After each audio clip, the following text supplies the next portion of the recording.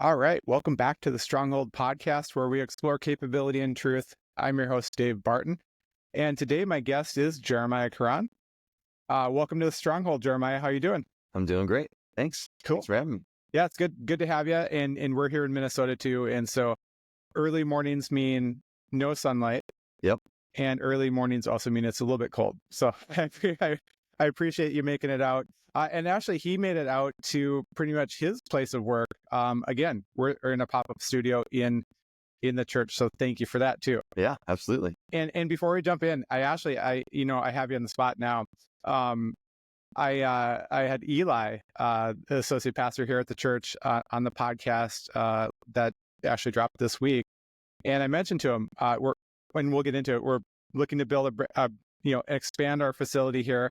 At Westbridge, and I mentioned, if it had a podcast studio, that'd be great. So if I could just get a yes or a no, no, I'm just kidding. But things to ponder, or maybe a little bit of corner of the audio room or something. There'll definitely be a lot more square footage to work with. So no, it looks great, and definitely want to cover that. But I mentioned before we started, the way I like to get started is just to introduce you a little bit.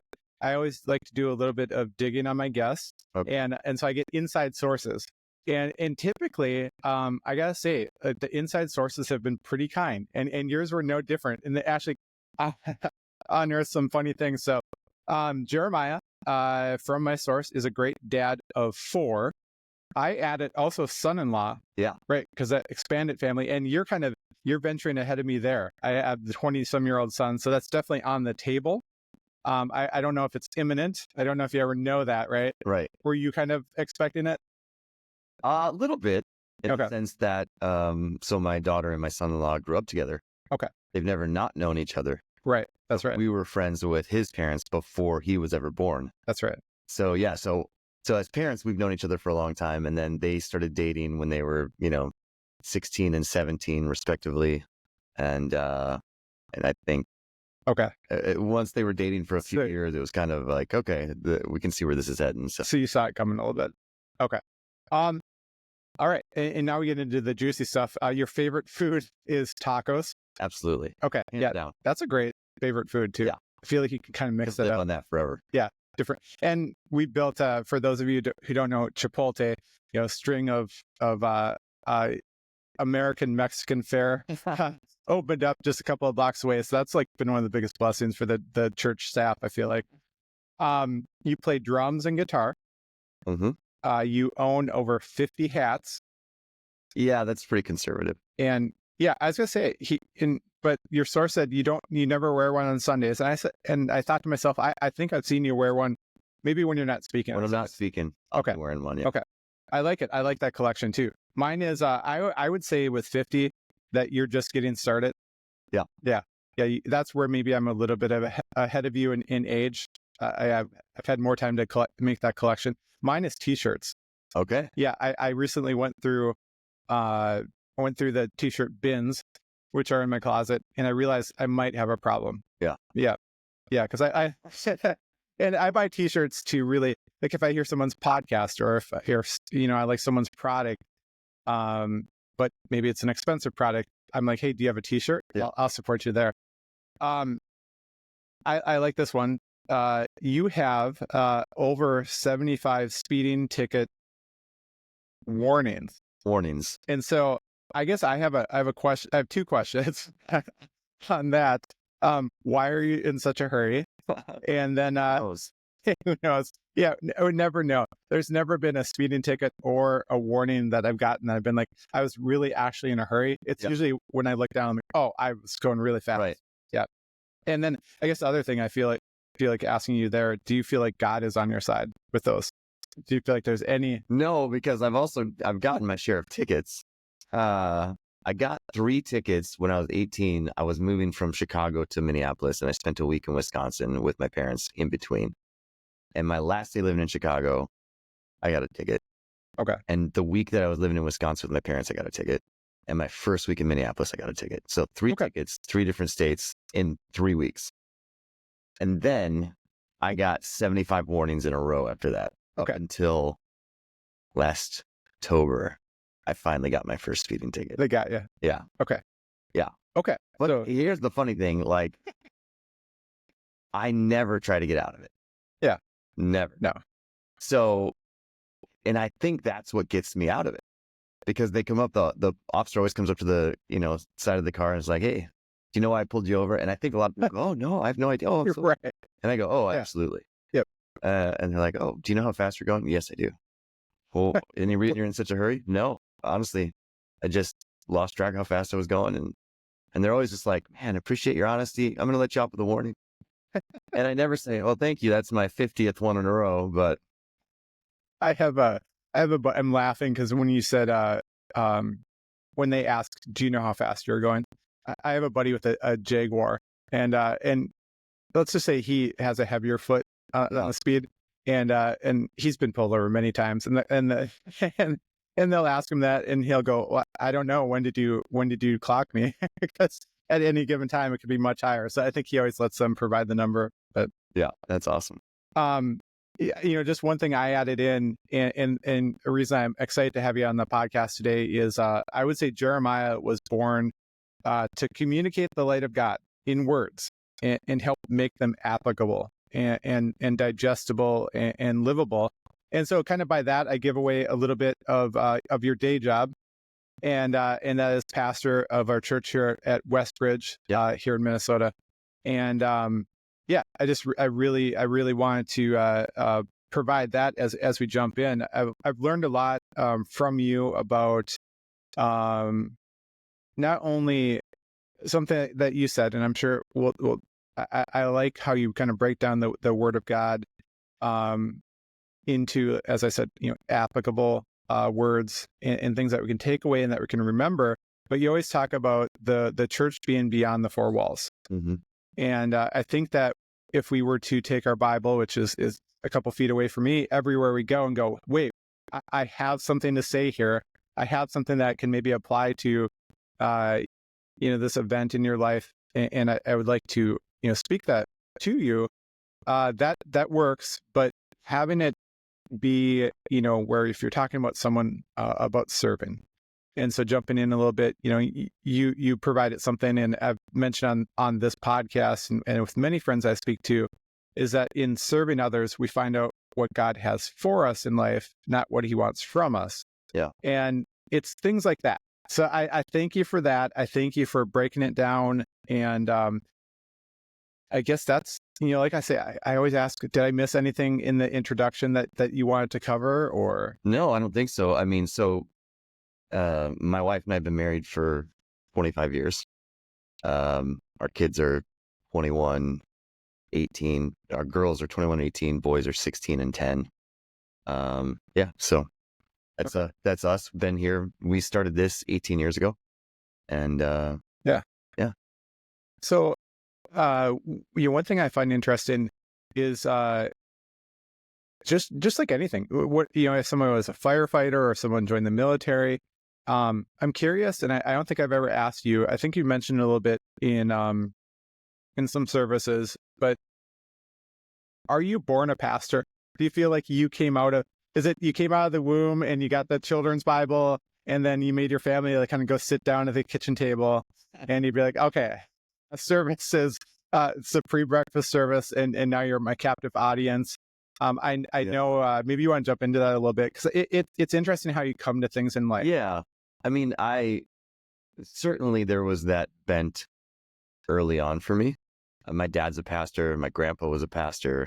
So I grew up in a family. I mean, we lived in what is called the parsonage, so back in the day, churches used to own houses that the pastor would live in. It would probably be like, the non-Catholic version of a rectory. Yep.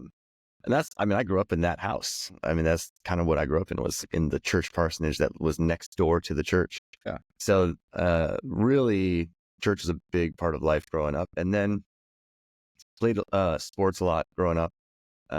And my plan A was really to play in the NBA. That was plan A.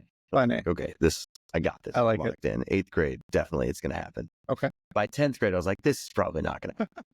And So But- that was 8th grade to 10th grade that fizzled Yeah. fizzled out a little bit. Fizzled pretty fast. Right. Yeah. I mean, like, I'd say like 7th grade, I was almost the same height I am now. Yeah. And then, but That's when it started to hit. by the time I got to 10th grade, everybody passed me. And then I'm like, oh, the odds of this feel like they're slimming. And so then, you just go, okay, what can I do? And I was a part of a youth group, loved church, but loved people, felt like, and it was a season in my life when I was maybe 15, 16, where the people in my life who were in leadership, youth pastor, were going like, dude, people are naturally following you. Like when you go into a room, people are looking to you for cues. And I was unaware of that dynamic. And then you start to realize, oh, that's actually like a God-given, I mean, even in the scriptures, it's described as the spiritual gift of leadership. Right. And there's a God-given component to that. And so, even at that age, 16, I started going like, what do I want to do with my life? And there's something here that I could do. I could do something with people. I could do something in church world. I don't know what that's going to be. And so my path was really to become a youth pastor. And I thought, I'm going to be a youth pastor till I'm 80. It's going to be amazing. Yeah.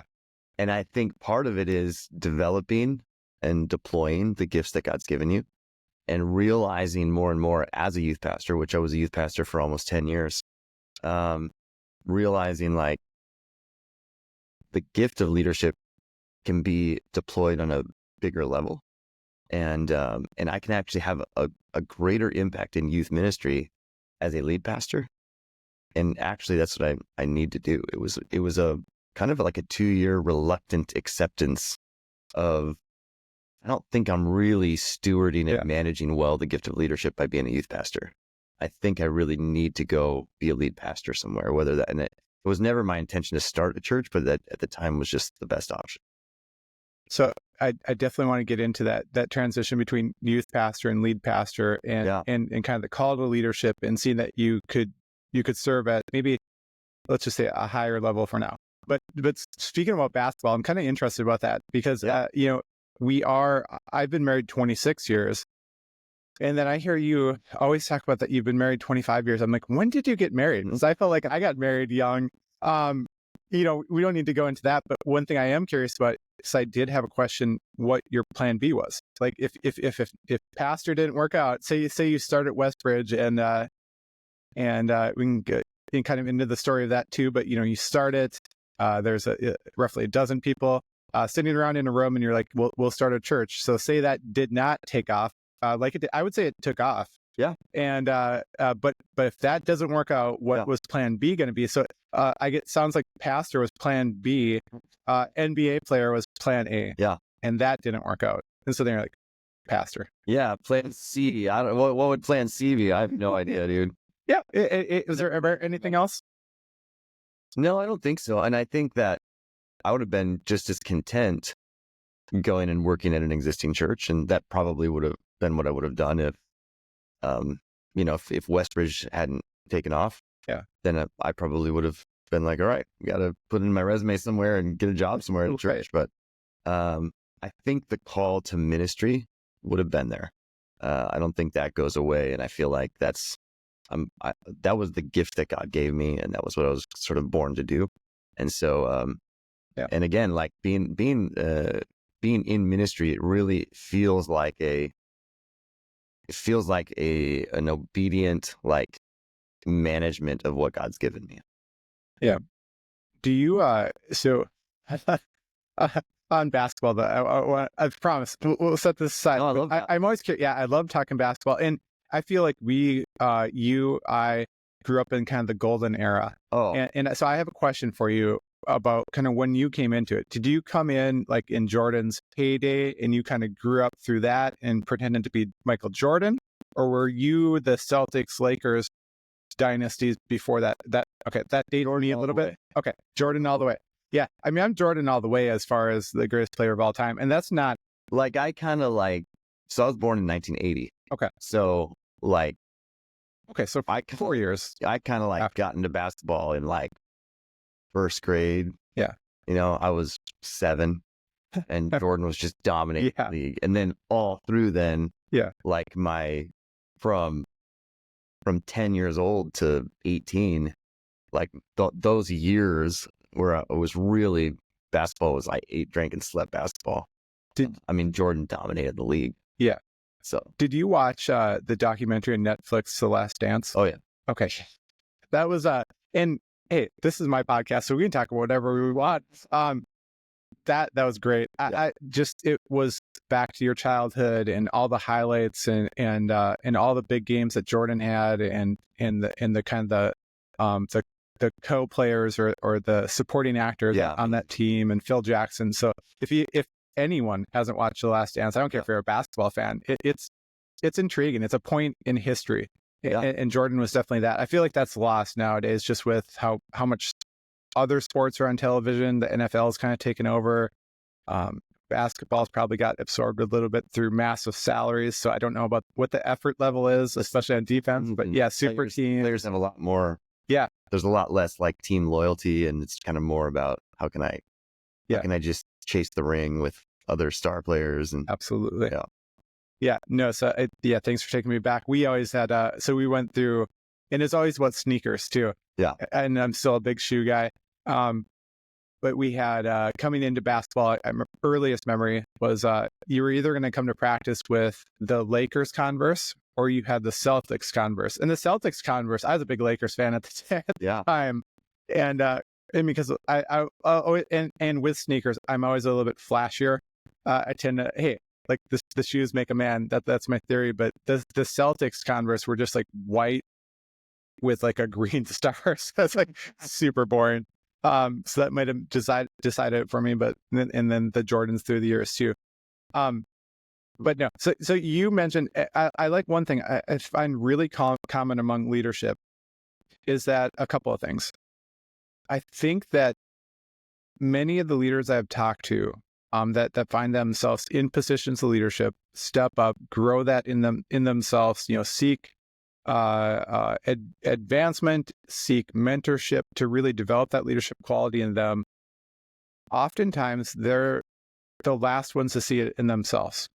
And I have a saying that I've heard is that if enough people tell you you're a horse, it's time to buy a saddle. And so I think you talked about that a little bit about how, Jeremiah comes into the room and people listen, their ears perk up.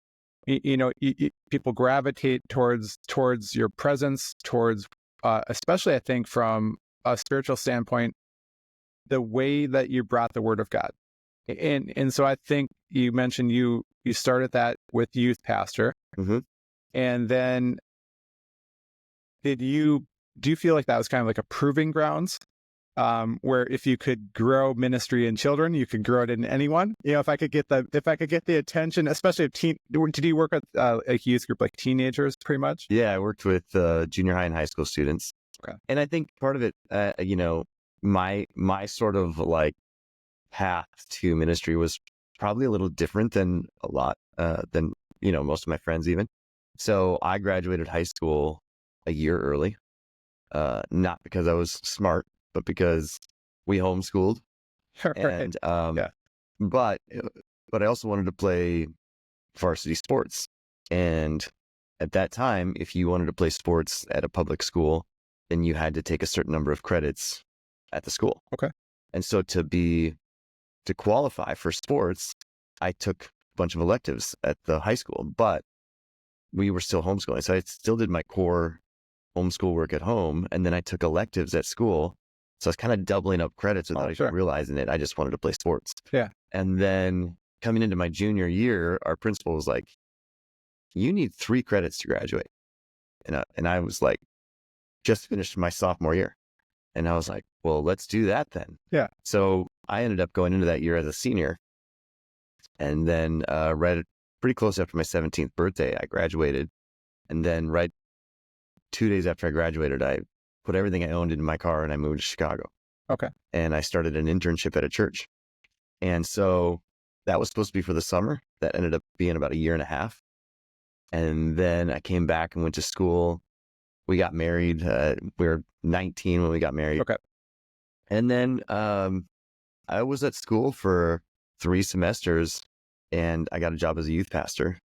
And I think part of it is, one, I mean, I'm 19, I've been married for 3 months, and I'm not ready to lead a church. Right. That's for sure. But my passion at that point too, I think your life experience just lends itself to going like, okay, I can have an impact with a 14-year-old. Yeah. I'm not going to have an impact with a 40-year-old. Right.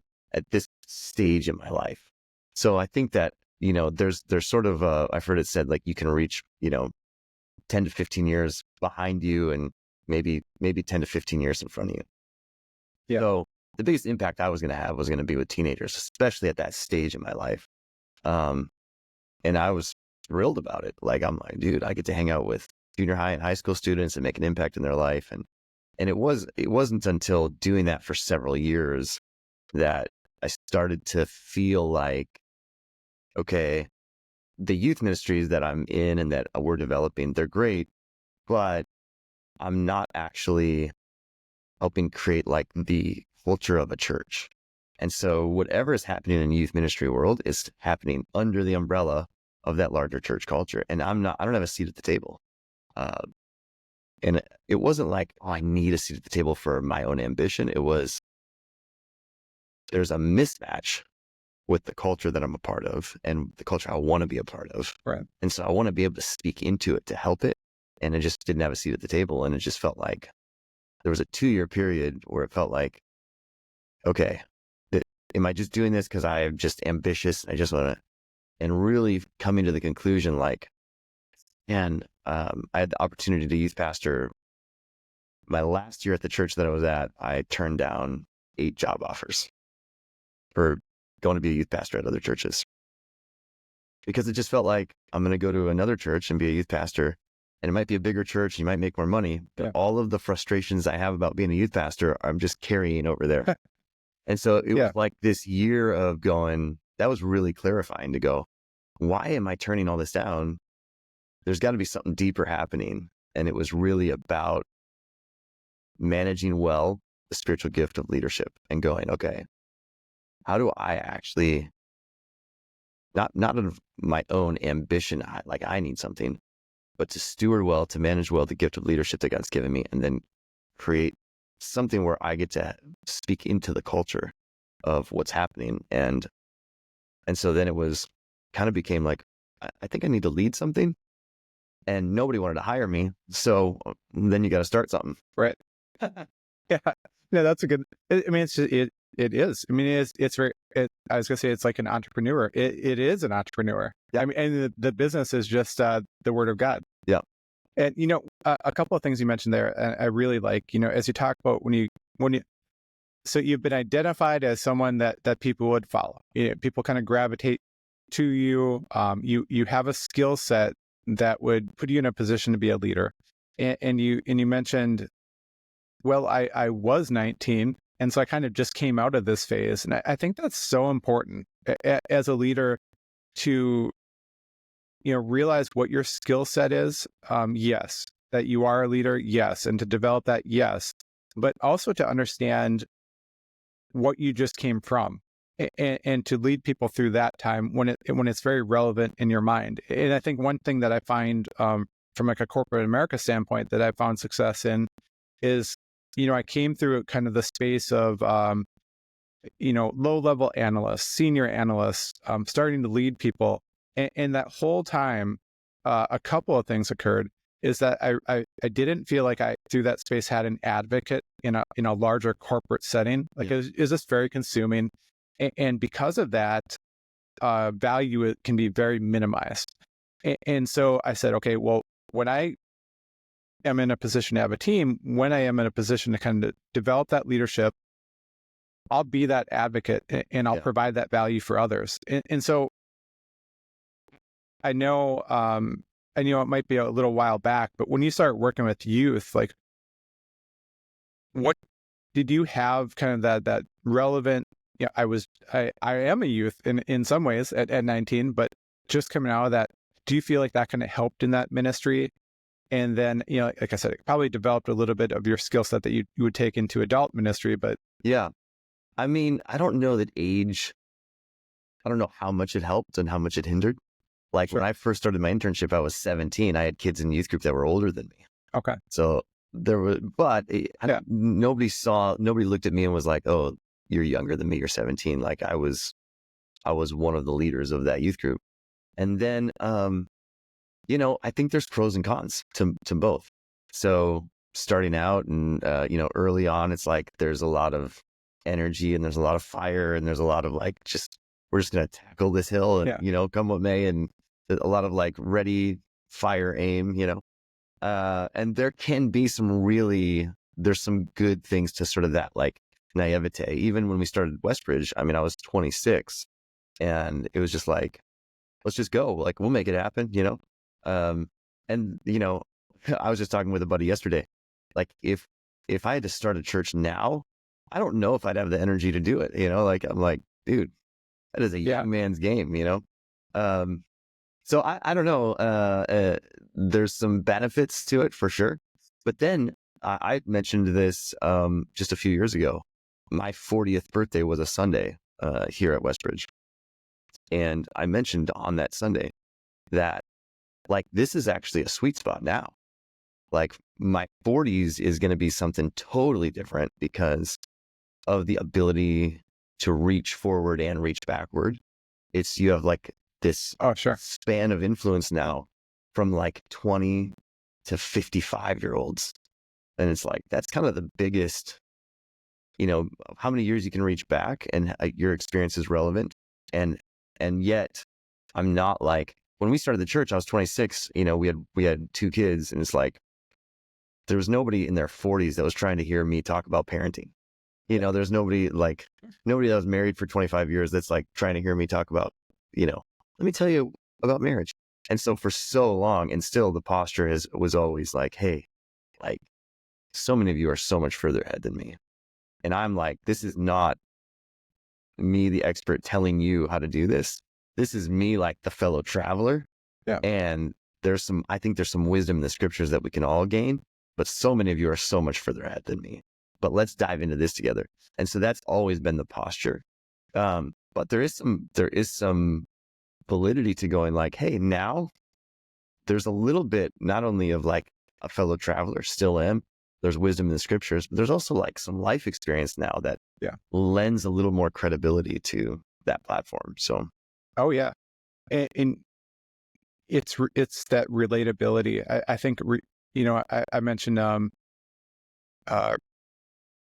my 3 R's as a leader. So I've been through a lot of interviews lately, and so it's relational, relatable, reliable, and so that relatable nature of a leader. And so I love that you mentioned that, because I want to, and I'm sure maybe you recognize this, but I had a question about if this was intentional. You mentioned when you were going through kind of the transition between youth ministry to adult ministry, you're like, who would hire me?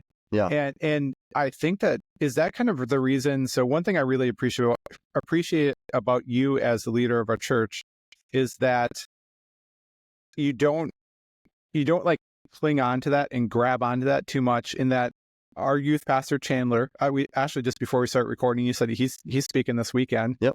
Our associate pastor Eli speaks at the church.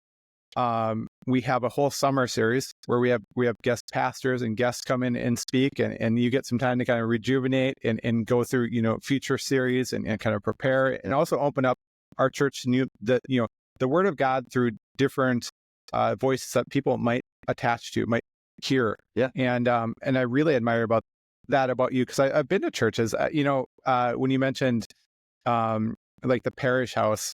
Oh yeah, I know exactly what those are. I grew up in small town America, Presbyterian church, and the Catholic churches had the parish houses, and the Presbyterian and the Lutheran. I mean, if you were the pastor, that was pretty much the gig. Like, you got a house, and so the tradition of that.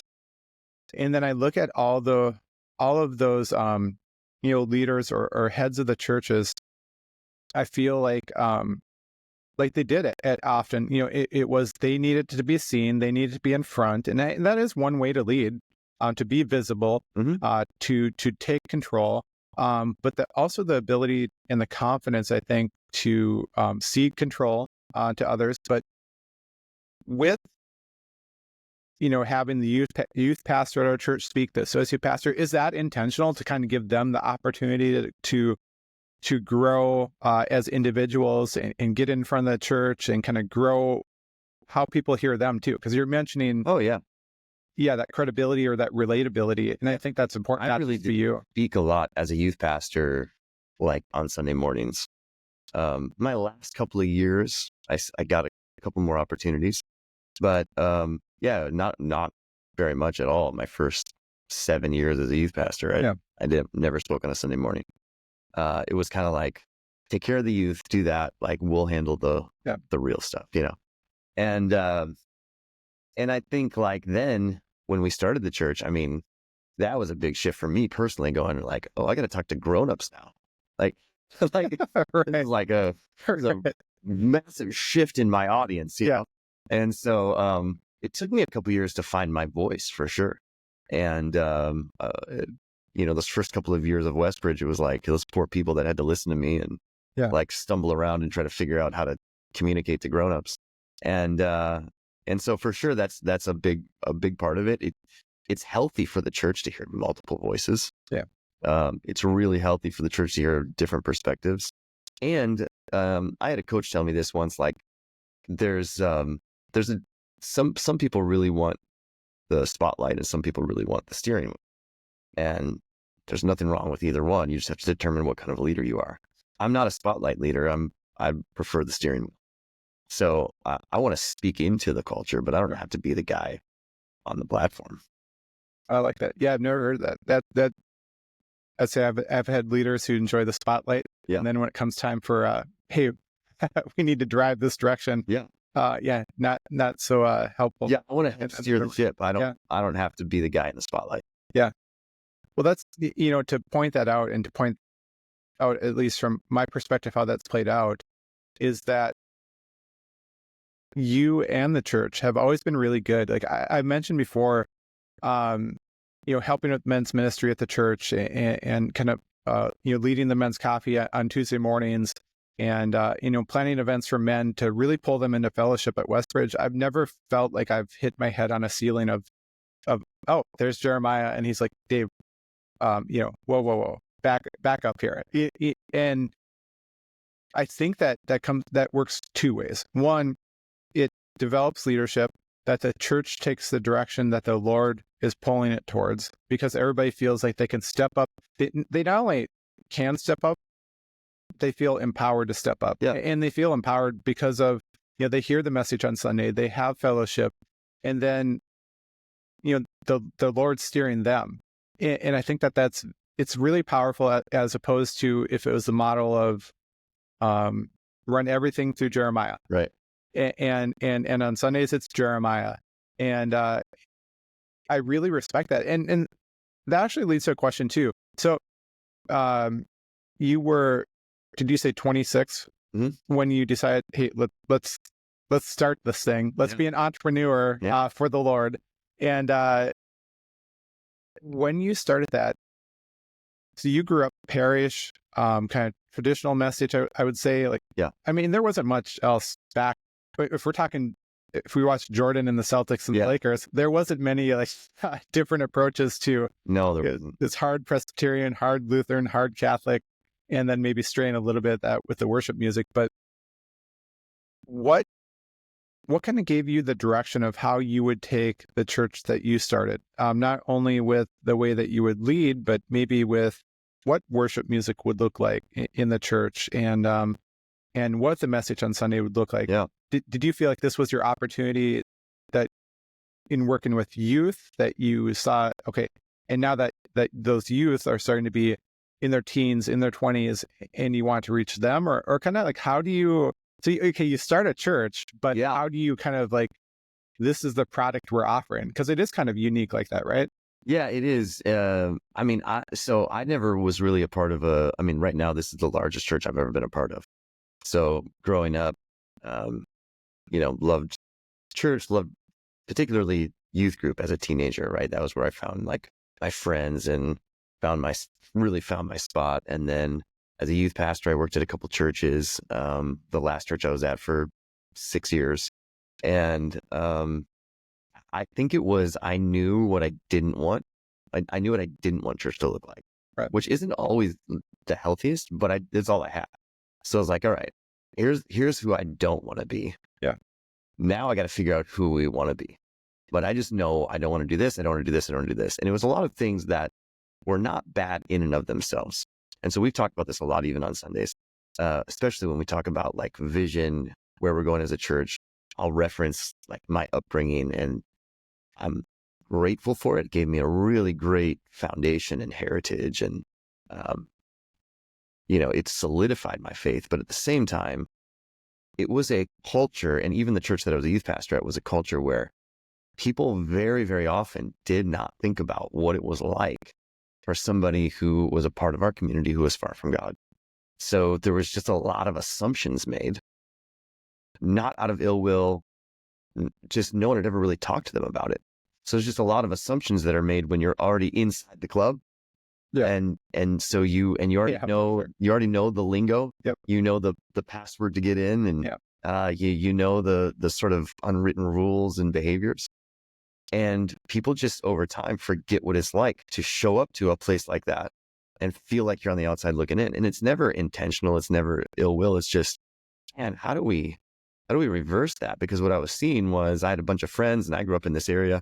And even, I've probably officiated 40 weddings for friends from high school, like they're like all through your 20s is the time when like so many of your friends from high school are getting married. And so it's like, oh, I kind of became the default like wedding officiant. They're like, oh, we know a guy that can officiate weddings. And so it just became like, this is where it was like mini high school reunions, like every summer, 2, 3, 4 weddings of like high school friends for several years there. And then it was like, man, so many of my friends don't go to church. They're not connected to a faith community. And they have a background, but it's like, there were things that churches did that just, I think people want to connect with God, and very unintentionally, church gets in the way. And so we just went, all right, so I don't want to do that. So all I want to do is I want to make sure we don't get in the way. I want to make sure that if God's drawing people to himself and people want to connect with God, let's just make sure we are not the ones putting up the barriers. And then that was like the summer of 2006. Like, I know who we don't want to be. I went to a church planting conference in San Diego, and I got connected with a group, really a church there. Met the lead pastor. I'd been friends for several years with one of their staff members, so he invited me down. Spent the whole week with their team, their lead pastor, their associate pastor, their whole team, and just went like, found my people. Yeah. I was like, oh, I didn't know you could do church like that. I didn't know that was allowed. Like, they're having so much fun. Right. They're like normal people, and like they're not doing anything that's like weird or crazy. They're just keeping it really simple. They're just loving people really well, loving the community well. They really love Jesus, but they don't take themselves very seriously. I'm like, it was like a breath of fresh air. I was like, oh my gosh. So I knew who we didn't want to be. And then I was like, but that's kind of how, like, that's our tribe. That's who we want to sort of emulate. And so their lead pastor was like, hey, here's my cell phone. Call me anytime. And to this day, I mean, we still talk, hang out 18 years later. So. Yeah. I like that you said, I didn't know that was allowed. And I think the way that plays out, and I mentioned it recently on the podcast, is that, I have more often than not, people that I am around that are not Christian will mention to me, you're not the typical Christian we deal with. And I had to figure out for a while, I'm pretty sure that's a compliment. And I know I spoke to Eli and the associate pastor at the church here, and Chandler too. And I think that it's, again, going back to relatable. That's so important. If you're going to be, if you want to be in a position to influence, people have to feel like it's relatable. And you mentioned it too. It's an interesting dynamic. I think I see it when people follow their passions, is that, so I was speaking to a physical trainer yesterday, and she said she used to work at a CrossFit gym, and she was 50 pounds overweight, and she wanted to get better. She wanted to get healthier, but she was a single mom, and she didn't have the money to hire a personal trainer to help her. Yeah. But she knew at the CrossFit gym, there was people that could help her, but they weren't helping her because of $1. And so then when she got healthy, she found her way, she lost the 50 pounds and she got healthy. Her biggest flaw as a business owner now of her own training business is that she'll give services away for free, because the passion is there to say that in me, I have the skill set to help other human beings. I'm not going to hold on to that. Yeah. And so I love hearing that. It's just a different, it's a different way to look at that, right? Like you kind of had the keys to the kingdom, and you saw your friends not being reached. And so you with the skills that God provided you, you grew your leadership, and then you said, I'm gonna grow a church that. So I have a question. Did you meet the group in San Diego? That was kind of pre when you planned to grow your church. So that was kind of like the vision, the inception of meeting those guys in San Diego. We were planning to start the church, and we went there. Gosh, I mean, I was still on staff. I was still a youth pastor, but it was like my last 2 weeks as a youth pastor. Yeah. And so we were like, we're going to do this at some point. My wife was 80, 8 months pregnant. Okay. So like, we're like, okay, we're going to have this kid and then we're going to start a church. Yeah. And so like, I was done August 9th, was like my last Sunday, 2006. And then our daughter was born August 27th. Okay. And then August 29th was our first meeting for the new church. And like, we were in the hospital that morning. Yeah. And then we got discharged and then came home and then had our first meeting that evening. Yeah. So it was a real short window. Right. So it was probably like end of July that we went to San Diego, just going, okay, this is kind of, we're heading this direction. I've already given my notice at the church. I have 2 weeks left, and then, we're going to have a baby, and then we're going to start a church. So let's go down there and just kind of explore. And really it solidified, it really like fanned into flames. I mean, I think what was already in me, which is a strong evangelistic bent. It's like and even now, like we use the phrase around here all the time, like we always assume there's a guest in the room. When I'm speaking on a Sunday, there's certain phrases that I'll just avoid, like you'll never hear me say.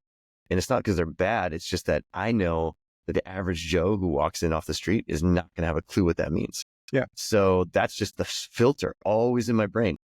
I'm always thinking about when I'm communicating from stage, how do I take this and put it in a way that if a guy just came in right off the street and I picture him and he's sitting right up there and he's never been to church before, how can I make this come alive for him? Yeah. And then that becomes the filter. I still got to give it to everybody else. But if I can't get it past him, then we haven't done our job. Yeah. Well, we open up with that. There's been so many, there's so many things that I take from your message on Sunday into real life and have impact just because of that. Like if I were to say, well, from a theology standpoint, what that passage really means, I've lost the person that I'm talking to because what's theology? Right. A passage. Okay. Really. But to make it relatable, working with a lot of guys through marriage or their careers or their childhoods, to be able to relate it back to things that I've remembered because you've acted like there is a guest in the room, and then I've remembered it and carried it forward. And I think that's impact. And so I want to ask you about something. Yeah. And I will say that I've been your biggest. I've really I've stood up for you in this standpoint, but I laugh and I hope that you find it's fun. It is funny. But people that have attended our church have at times mentioned to me, I kind of feel like Westbridge is a starter church, or I've heard that message on Sunday, last year, and and it kind of feels sometimes, and this actually has changed a lot in the last few years. I want to ask you about that too, but I've heard that message on Sunday, and And so I challenge them with two things. I say, having a church, do you feel like our numbers are going down, or do you feel like there's more people coming in, finding out about God, finding out about that God is approachable in a way that they've never seen before, and that's making an impact in people's lives with God? Well, yeah, is their response typically. And then I challenge them personally on this. Okay, you remember all the messages. You remember a message from last year that's being spoke again, or maybe a slightly different approach this year. Mm-hmm. Let me ask you this. Since you remember them all, have you applied them all? Are you putting them into practice in your life? Yeah. Are you seeing, the fruits of the Lord really, really come into play because you're applying them all, and you're not missing a beat, and you feel like you're kind of, not perfect, but really, really in stride with the Lord? And then the answer, because the answer has to be really no. Right. Because we go through seasons of life, and so then I'm like, well, so do you think you might benefit? Do you ever have a favorite television show or a movie and rewatch it? Is it okay not to have like new? And then I guess the last thing I throw in since I started podcasting is, have you ever actually created content on a weekly basis? No. I go, okay, I'll give you 30 days and you just come up with 4 weeks of content in a row. And then I'll give you more leeway and more grace on this. But until then, kind of be quiet. But how do you see that? Because you've got to hear it. Like you always say, and I know as a leader, it's like you never, the suggestion bin or the customer feedback from your consumers, rarely do you get the one like, Jeremiah, you just blew us away last Sunday. Great job. I love the sermon series. Typically you hear the constructive feedback, encouragement. Like, every week, there's people that even just leave and just like, man, thank you so much. And that meant so much to me. And that was so encouraging. And felt like it was exactly what I needed to hear today. And that's all nice. It's great. And then you get one like negative feedback. What did it? Like, that's the one you'll ruminate on for the week, and it's like, you'll miss the 100 people that you impacted, and you'll just zero in on. And I think that's just the insecurity of any leader. Yeah. And so for sure it's impacted me. I'd say especially early on, but over time you just learn, like, I've had some really good coaching. So, one is, that the church is using you. And they should. Like, when people leave the church for whatever reason, they just go, oh, I've heard that one too many times before. It's a starter church. I need to go deeper. I got to find other stuff. It's like, well, number one, I would say it's not even, it's typically 100% of the time, it's people who are not putting into practice the values. Because when you're putting them into practice and you hear like, oh, here we go, we're going through the values again. It's just life affirming. It's like, yes, this is how I'm living. This is like, I love hearing this, because let's get more people doing this. And so we do a series every year that goes through our core values as a church. And the reason we do that is because over the course of a year, we drift.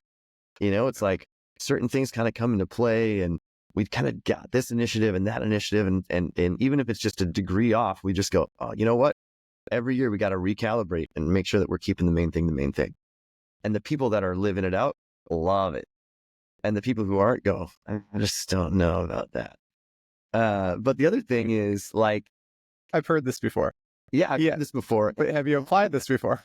Because what's so funny is, this is what one of my coaches says. He's like, the first time around, they're like, oh, okay. And they hear it. The second time they hear it, they go, hey, I think I've heard this before. Yeah.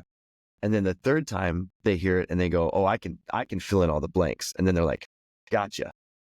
And that's when I'm like, got you. Yeah. If you can fill in the blanks, that's what I want. I want you to be able to fill in the blanks. I want you to know this before I even say it. Like, that's the whole point of us repeating it year after year after year. Yeah. Now I want you to start living it. And so, so over time though, you just learn, like, there's always going to be that attrition. There's always going to be that group of people that just sees, oh, I've heard this before. It must mean that they're not spiritually deep. And I just think, there's this misperception. And I think it's I think it's starting to fade, but I kind of grew up in a church culture that was like, here's how you know you're deep is like the longer the service goes. Here's how you know you're deep. It's like the longer the singing goes. Yeah. The longer the service is, the more guilty you feel when you leave the service. The less you can understand, then the more deep it must have been. And it's like, no, deep is all about what happens Monday through Saturday. Deep is all about like what I take with me and how I live my life. And worship is not music. Like music is one very small part of worship. Worship is how I live my life Monday through Saturday. It's how I treat my spouse and my kids and the people I come into contact with. And am I being a reflection of God to the world around me? It has very little to do with singing. Yeah. And so, there's just this idea there, and I think it's carried into this idea that like, okay, if you can take me somewhere new in the scriptures that I've never been before and reveal to me this like insight, then that seems really deep. But none of it matters if you can't take it with you and put it into practice. And so there's just, I grew up in that world of like, teach me something new, even though I'm not putting into practice the 5 basic things that, that really the whole church is built on.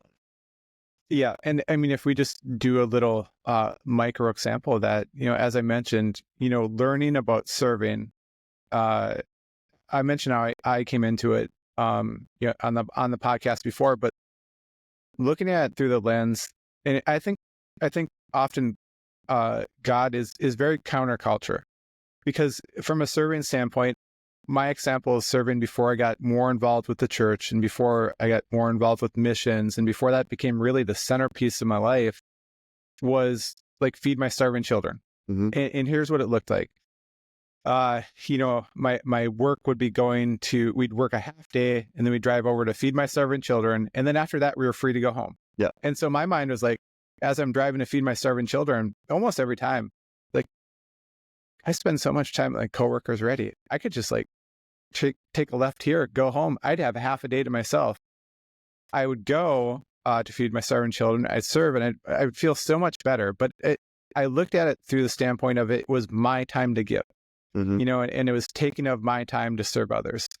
And the value of a message that says, when you serve, you discover what God has for you in life, not what he wants from you. That's one sentence. There's no deep theology to it. It's not going to make it like into a seminary lesson anytime soon.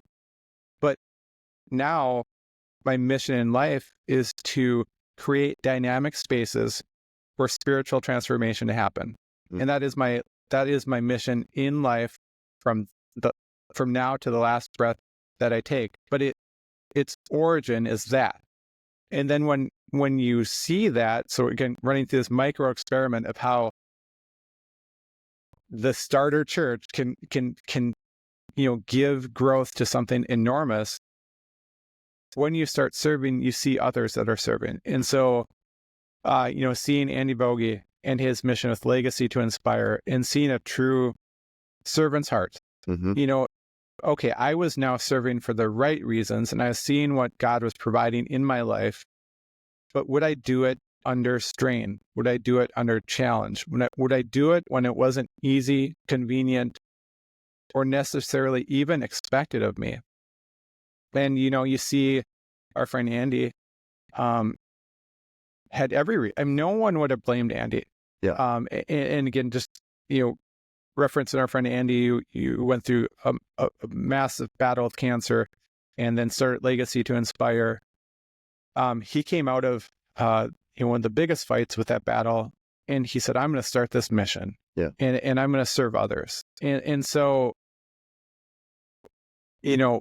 I saw that because I started serving others and discovering what God had for me in life.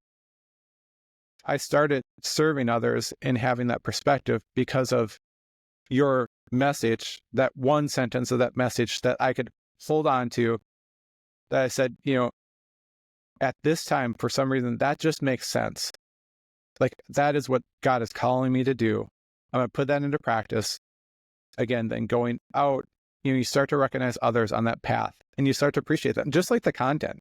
Like, those who don't create content, those who don't come up with a message every Sunday, those who don't do a podcast, those who don't do a blog or write or journal or whatever it is, it's really easy to, maybe boil that down to something more simplistic than it is, or not have an appreciation for it, or not see it in other people. And I'll even hear, I'll listen to other messages on YouTube, and some are great, and then some are not. And I'll give those people a lot of grace because I've been in their shoes to an extent, and had that deadline, and had that expectation that you deliver something impactful. So I just want that's what I guess I would say, that, in that I appreciate, and then I kind of want to put that into practice from what you said, is that it always acting like there is a guest in the room is so important. Another thing that you've empowered, and I appreciate as a leader, not only within the rest of the staff that works here at the church, putting them in positions to lead, to speak on Sunday, to entrust them with that, to entrust people to serve at the church and to lead ministry, is the emphasis on groups. And so I want to get into that a little bit, because if you are maybe on that path of maybe regular attendance on Sunday, or maybe even just new attendance on Sunday, and hearing a message, and you're like, there could be something here, or maybe you've been following and there is something in the Lord, and you're walking with Him. One thing that you have emphasized and put into place at the church is small groups, and that place of, I would say, direct fellowship, face to face with people living life, often in ways that you're experiencing the same things. Young parents, or our men's coffee on Tuesday mornings. Dads that run the spectrum, and learning from each other, and having that fellowship. Where did that come from? Did you grow up with that? Like, where you kind of break off into small groups in the church, or how did that come about? I think, as I'm thinking back now, I don't really remember a lot of small groups growing up as a kid, but as a youth pastor, there were some small groups, and we incorporated that into our youth ministry, that we did small groups. Really, I mean, it's a New Testament church kind of concept. Because really that's all they had. I mean, early on, what we see now did not exist. It was all house churches. Right. It was all. That's true. So when you read certain New Testament texts in that context, you understand, Hebrews 10, where the author says, don't forsake the gathering together, but encourage one another. Well, that's not I kind of grew up being taught that means don't skip church. Well, no, that's not what it meant at all. Right. It meant don't get out of this ability to challenge each other, encourage each other. The word encourage just means to instill courage. You can't really encourage someone or instill courage in someone that you don't really know. That's really difficult to do. What we do here is there's a purpose to it. It's intentional. What we do on Sunday mornings, it's great. But here's what's amazing. This really flows in with the whole content creation thing as well. We live in an era where if you want to hear the best communicators in the world, and you want to hear the best, freshest content, and you want to be blown away by incredible theological depth, it's at your fingertips. Yeah. Why go here? Why, right? Why go to Westbridge? Right. Dude, the best of the best are on your phone. Yeah. They're at your fingertips. You can watch them. You can listen 24 hours a day. What you need, though, is somebody who knows you. What you need for your faith to grow is somebody who can go, hey, we talk about need to know and need to grow moments, right? A need to know moment is where I need some more information about something that I don't know. Who to kind of go to ask that so that I can continue to grow in my faith. It's like a need to know moment. And then you have a need to grow moment. And a need to grow moment is, I don't need more information. I know exactly what God wants me to do, and I don't want to do it. It feels tough. Yeah. And I need that friend who knows me, who can go, this is the right thing to do. I'll do it. Let's do this together. We're going to link arms, and we're going to move forward in our faith together. And you get that when you intentionally create an environment where you can have meaningful conversation with other people. Yeah. And really that's the goal. Like, and one of the things sort of internally that we say is like, everybody needs for the church to feel sticky, for it to feel like it's their church. Everybody needs a friend and a job. Everybody needs one person. You don't have to know everybody, but you should know somebody. There should be somebody who's a part of the church that's moving in the same direction as you spiritually. You're leaning on them, they're leaning on you. And then everybody needs a job. Everybody needs like to feel a sense of ownership of the purpose of the church. So that's the serving part, is like that I'm doing something that's contributing to this whole thing, and that I have a friend that I'm doing it with. And if you have a friend and a job, the content is not what keeps people. Yeah. Especially in this day and age. Yeah. The content, like people might, now here's what I'll say. Good content doesn't grow the church. Bad content will definitely cripple a church. So you can go the other direction with it. And if it's really bad, you're not going to grow. If it's poorly executed and it's poorly communicated, that has a crippling effect on a church. But it's not the content and it's not the speaking necessarily that grows the church. It's what's happening in the engine behind the scenes. It's the small groups. It's the serving teams. It's the relationships. That's what keeps people coming, because I promise you, if they don't have that, no matter how good the content is, they can find great content somewhere else. Yeah. Yeah, I would say in that, I mean, a sample size of one, but my example has been, do I come on Sundays because I'm excited for the message? Yeah, certainly. Like, and when I kind of don't have that message, and I don't kind of have, the communicated kind of guidance of the Lord. How's that next week?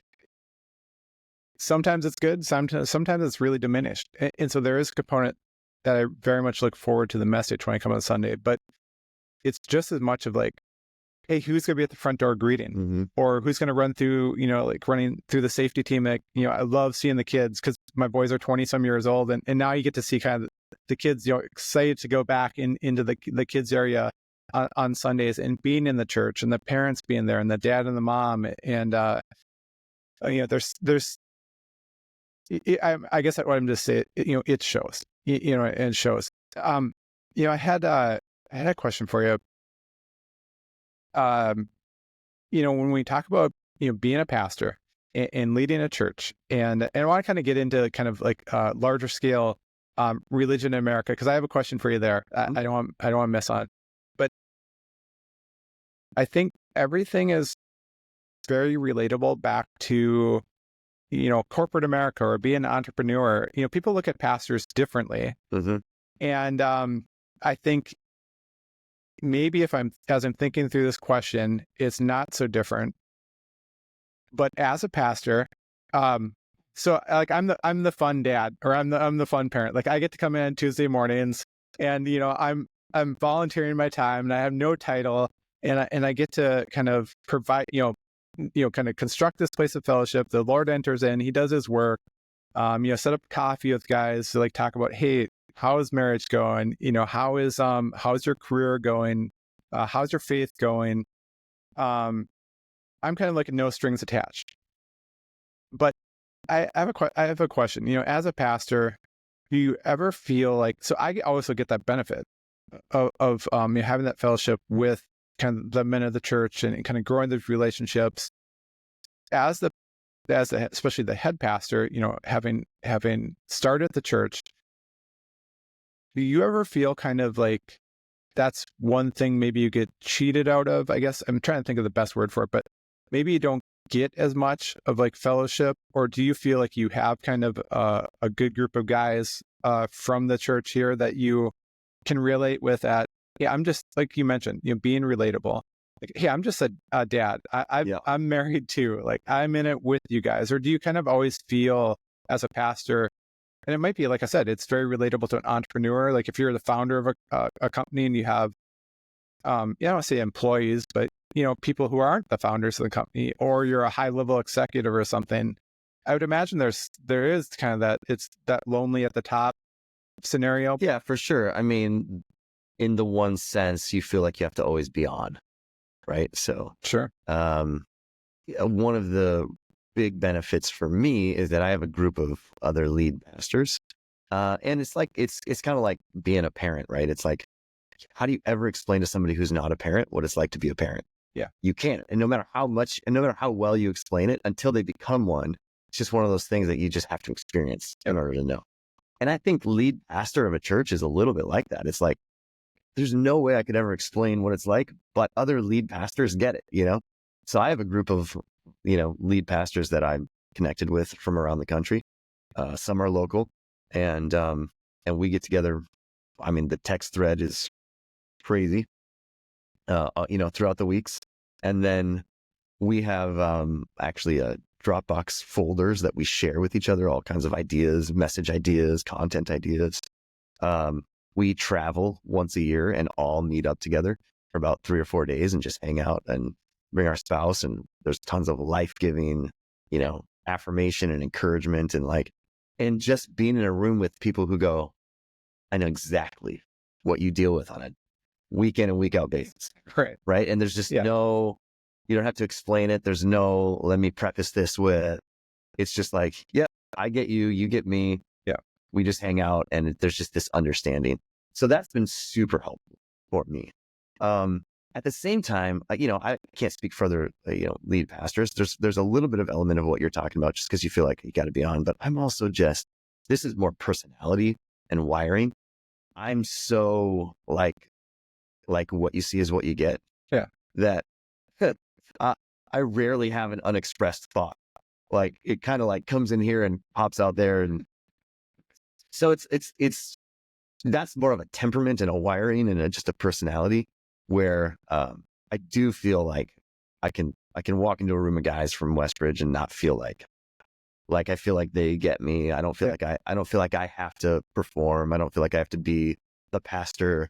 I can just be myself, and I don't know that I've always had that, but I think in the last probably 10 years, you just go, and that's part of what I was saying earlier, like the church is using you, and they should, in a good way. Yeah. Like early on, I would stress over a lot of things, a lot of especially, I'm 26, I'm 27, I'm 28. There's a lot of insecurities. I'm trying to find my voice. We're trying to get this thing off the ground.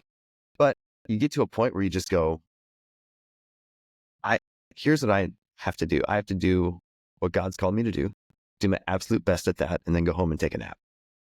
Like, that's it. Like, at the end of the day, none of this belongs to me. Yeah. So it's all his. So then that's like, oh, well, that relieves a lot of pressure. I think early on, you're just, there's some young, like, leadership ambition of like, and it's all resting on my shoulders. And when you get to the point where you go, it's actually not resting on my shoulders. Like, what I'm responsible for is to do what I feel God's called me to do and be faithful in that. Yeah. And then the results are up to him. And this is his church. And someday, whenever that is, like, I won't be the pastor here. I'll retire, I'll die, I'll move on. Somebody else will be the pastor, and Westbridge will continue. Yeah. And it might change the name, and it might change styles, and it might, great. None of it belongs to me. It's all his. So all I have to do is, while I'm here, be faithful with God, what God's called me to do, and leave the results to him. And so it's like, dude, I'm going to work hard. I'll make decisions, the best that I can with whatever information I have. And then go home and take a nap. Yeah. And leave the results up to him, and know that this is really all his thing. That relieves a lot of pressure and insecurities when you go into a group of guys at Westbridge, when you go into, a small group and feeling like, be like lead pastor guy, Right. like, nah. Yeah. And even to the point, like, most people do not call me Pastor Jeremiah. Right. Or pastor, like, good morning, pastor. Right. And every once in a while, somebody comes from a background where they're like, hey, good morning, pastor. And I'll mess with them, and I'll turn around and be like, is my dad here? And because I want them to feel like disarmed. And that's a lot of what we do, is we try to remove the distance from, the platform to the seats. Is like, we're trying to remove the distance from that, and make it feel like, dude, I am a fellow traveler. Yeah, no, for sure.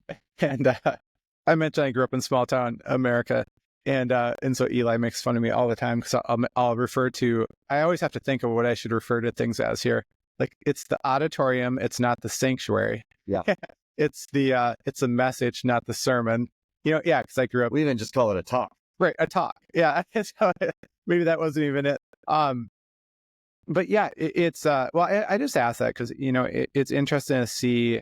As I mentioned, is it a pastor thing because there's that reverence? I don't think so. Like I think it's if you're a leader, if you're a founder, if you're like exceedingly rich, if you're a celebrity, if you're a sports star, there is that just detachment of like you said, if you're not a parent, how do you explain to somebody what being a parent is like? You don't. So you find other parents to talk to and be in relation with. And that means there's certainly like there's certain things that I'm going to talk to with other lead pastors about that I would never talk to somebody at Westbridge about. Yeah. Just by nature of the topic and my position here at the church. So there's certain things that I'm going to go, okay, guys, here's something that I'm facing that I need your wisdom on. Right. And it's not something that I can share with anybody at Westbridge. It just has to be this group. And that's just the nature of, the seat that I sit in. Yeah. No, that makes sense. So that's the part where sometimes there's a loneliness aspect to that, where it's like, oh, I wish I could share this with my Westbridge friends, but I really can't because it really blurs the lines with my role. So there's different hats that I have to wear. And some of those conversations are, we're just friends at Westbridge. That's great. We'll have that conversation. Other conversations are, this is me, the lead pastor of this church. And really, it's the CEO of an organization going, I really need to, for the health of the church, this isn't something I disclose to everybody. Yeah. No, that makes sense. And I guess another way I run interference for you too is, and it's empowering. And I think it's healthy for you because as you mentioned, I think it'd be very isolating if you tried to, if you weren't relatable, if you kind of did elevate yourself a little bit in the church, if you didn't empower others to lead, if you didn't offer Sundays to others to bring a message that is unique to them of what God's working on their hearts, if you didn't emphasize groups and serving in the church, I think you would feel more isolated. So I asked that to kind of ask, do you feel isolated? So it doesn't sound like you do. No. And that's good. And so the interference I run for you too is and I hope this isn't I'm not putting you down, but I'm like, the way I look at Jeremiah, like, do I respect him? Yes, certainly. Because I respect, like I said, making content on a weekly basis that really you're thinking about the words you use, that there's guests in the room, how you reach people, having the power of the Lord speaking through you and being like, I don't want to be the one to muddle this up or interfere with that message that you placed on my heart or those lessons that can be spoken out. I'll say, Jeremiah is just, do I respect him? Yes. Do I have reverence for him? Like as like an elevated position? No. I look at you as like a guy who in his role in this church or in this, organization or whatever, however you want to refer to it, is really good at getting in front of people on Sundays, coming up with content and speaking. Like you're just really engaging. You break things that have either been complex or are complex down into understandable, relatable, applicable terms. And that's a huge skill to have. But you're like the speaker. You're the speaker guy. Yeah. Are you my pastor? Yes, you're my pastor. But it's like, I know you're a dad too. Like I know you've been married 25 years. I've been married 26 years. That's just been so vital for me in even when I hear you, like how you are relating things to me is not down to us, not down to me. But I can relate to you at many different levels. And I think that's helped. And there goes our lights too. But see, we still have good backlighting. So this is real life, not only organic conversation, but organic lighting too. So things are going to happen. It just got real sexy in here. Yeah. Listen, now I get the mood. But yeah, no, I think that's so important to have, both ways. Like it's just and it shows through the health of the church. And so what I wanted to get into is a couple of things, like the growth of the church. So I want to go very like macro with you. Okay. Because I have a point of contention with you, and I want to make sure that it's not. I think it's not what you're saying, but I value your input because you might have some insider information. So you've said, so we're going macro, and then we'll kind of micro to Westbridge, okay, and the growth that we're experiencing. But at a macro level, I don't mean to put words in your mouth, so maybe I'm paraphrasing wrong, but I've heard you say that Christianity in America, so we'll just focus on America, is shrinking or is facing pressures or people following God. And again, so please correct me, and it is maybe at an all-time low, or maybe in certain demographics. Yeah. Okay. What I'm experiencing, and my sample size is now kind of like being involved with a couple different groups that reach different points in America, doing men's coffee, men's ministry, meeting with guys one-on-one, we've done the bike ride together, and talk about a way that I've really enjoyed, having you on the bike ride and just being one of the guys, on the training ride. So the Fathers Fatherless bike ride, that we do through our international mission, venture. But with that,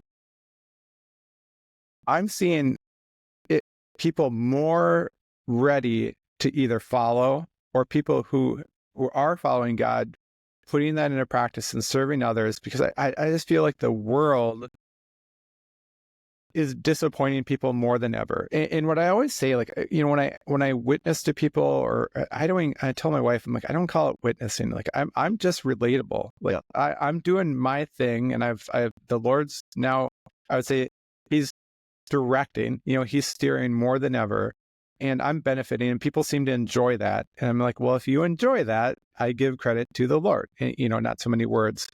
But when I'm in front of people that are, I would say people are more open to that message than they've ever been before. Because, when you talk about cost of living, okay, I'll put my faith in my job, and so my career, and I make money, and that's what I enjoy, and I can live a happy life. I could provide for my family. Well, now I can't, and so the chips are down there. Like the dollar doesn't go as far, or I've lost my job, or so money can't be my thing. I put my trust in my marriage. And so we hang on to that so tightly because it's the thing we value most. And now, that hasn't worked out, and the chips are down, and that's brought me disappointment. And I think that the pressures of the world that we live in now have created,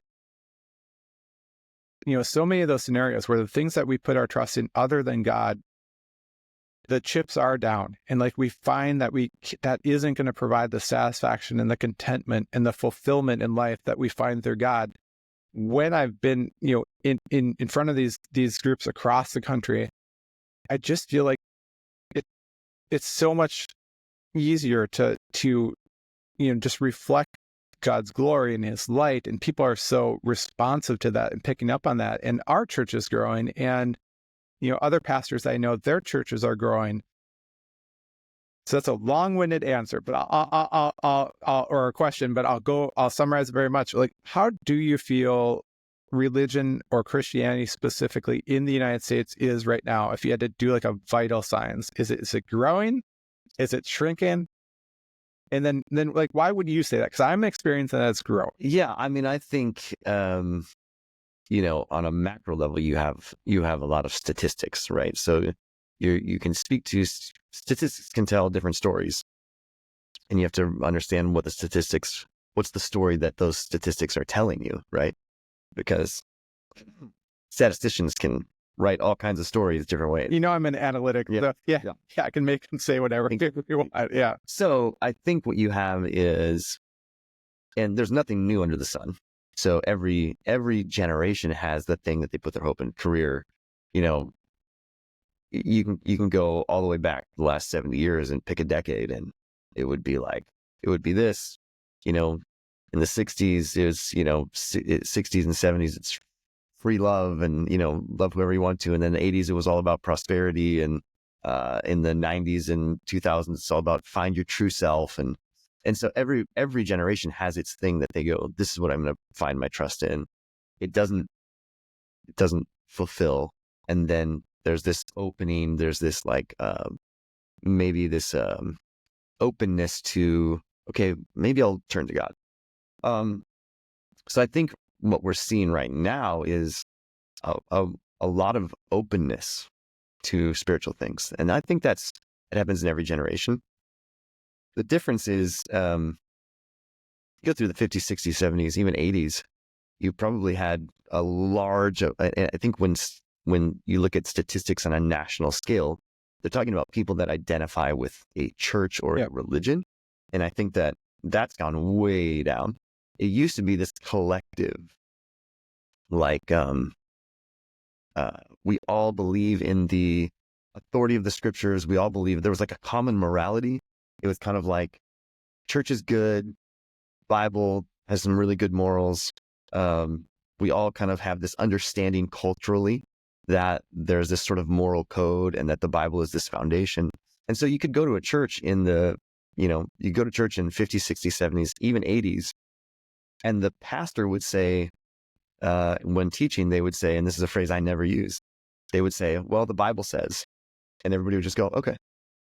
And then go, well, the Bible says it, so there it is. Right.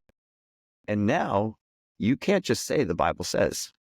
That doesn't, there's no validity to that.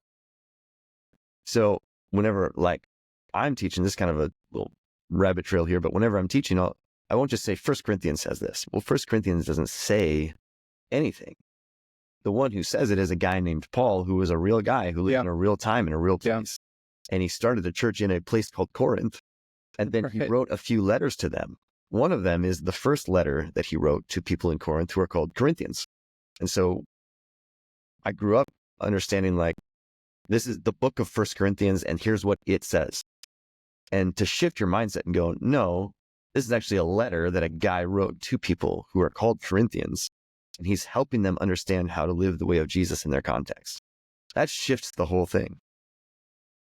So that shift has taken place over the last, 50, 60, 70 years of there's less and less buy-in. And I think when you look at statistics on a national level, that's what the statistics are showing. There's a lot of people who are walking away from traditional faith communities. At the same time, the openness to God and to spiritual matters there's so much openness. Yeah. And that's where a non-traditional church like ours has this opportunity to grow. Yeah. Because we're stepping into that conversation. And so what you're seeing right now is a lot of the growth that's taking place is not in mainstream denominations. A lot of the growth that's taking place in churches is happening in non-denominational, more open to spiritual things. That's where a lot of the growth is happening now. Yeah. As a result of that shift. Does that make sense? It does make sense. Yeah. That actually, then we sync up. Yeah. Yeah. And it's not that it was a bone to pick with you. I don't know if I said that or I think I said a point of contention. But no, I mean, I'm just really excited. I'm excited. It's never been, I feel like an easier time or more, a greater opportunity to reflect, the Lord's light than right now, because I feel like so many people need it. And I also say, like, we always think we're the first generation. And I'm glad that you brought up kind of the cycles or the generations or where generations go and kind of the ebbs and flows of the church, because that makes sense. Like I always say, like, we're always, I talk about a lot of like masculine topics or what it means to be a man or, deep thinking. And we always think like, oh, we're the first ones to think about that. And I was talking to somebody yesterday and I said, yeah, we think we're the first ones to talk about that until we read our founding fathers. And the founding fathers were the one, they thought they were the first ones to think about it until they read like the Bible and the Stoics.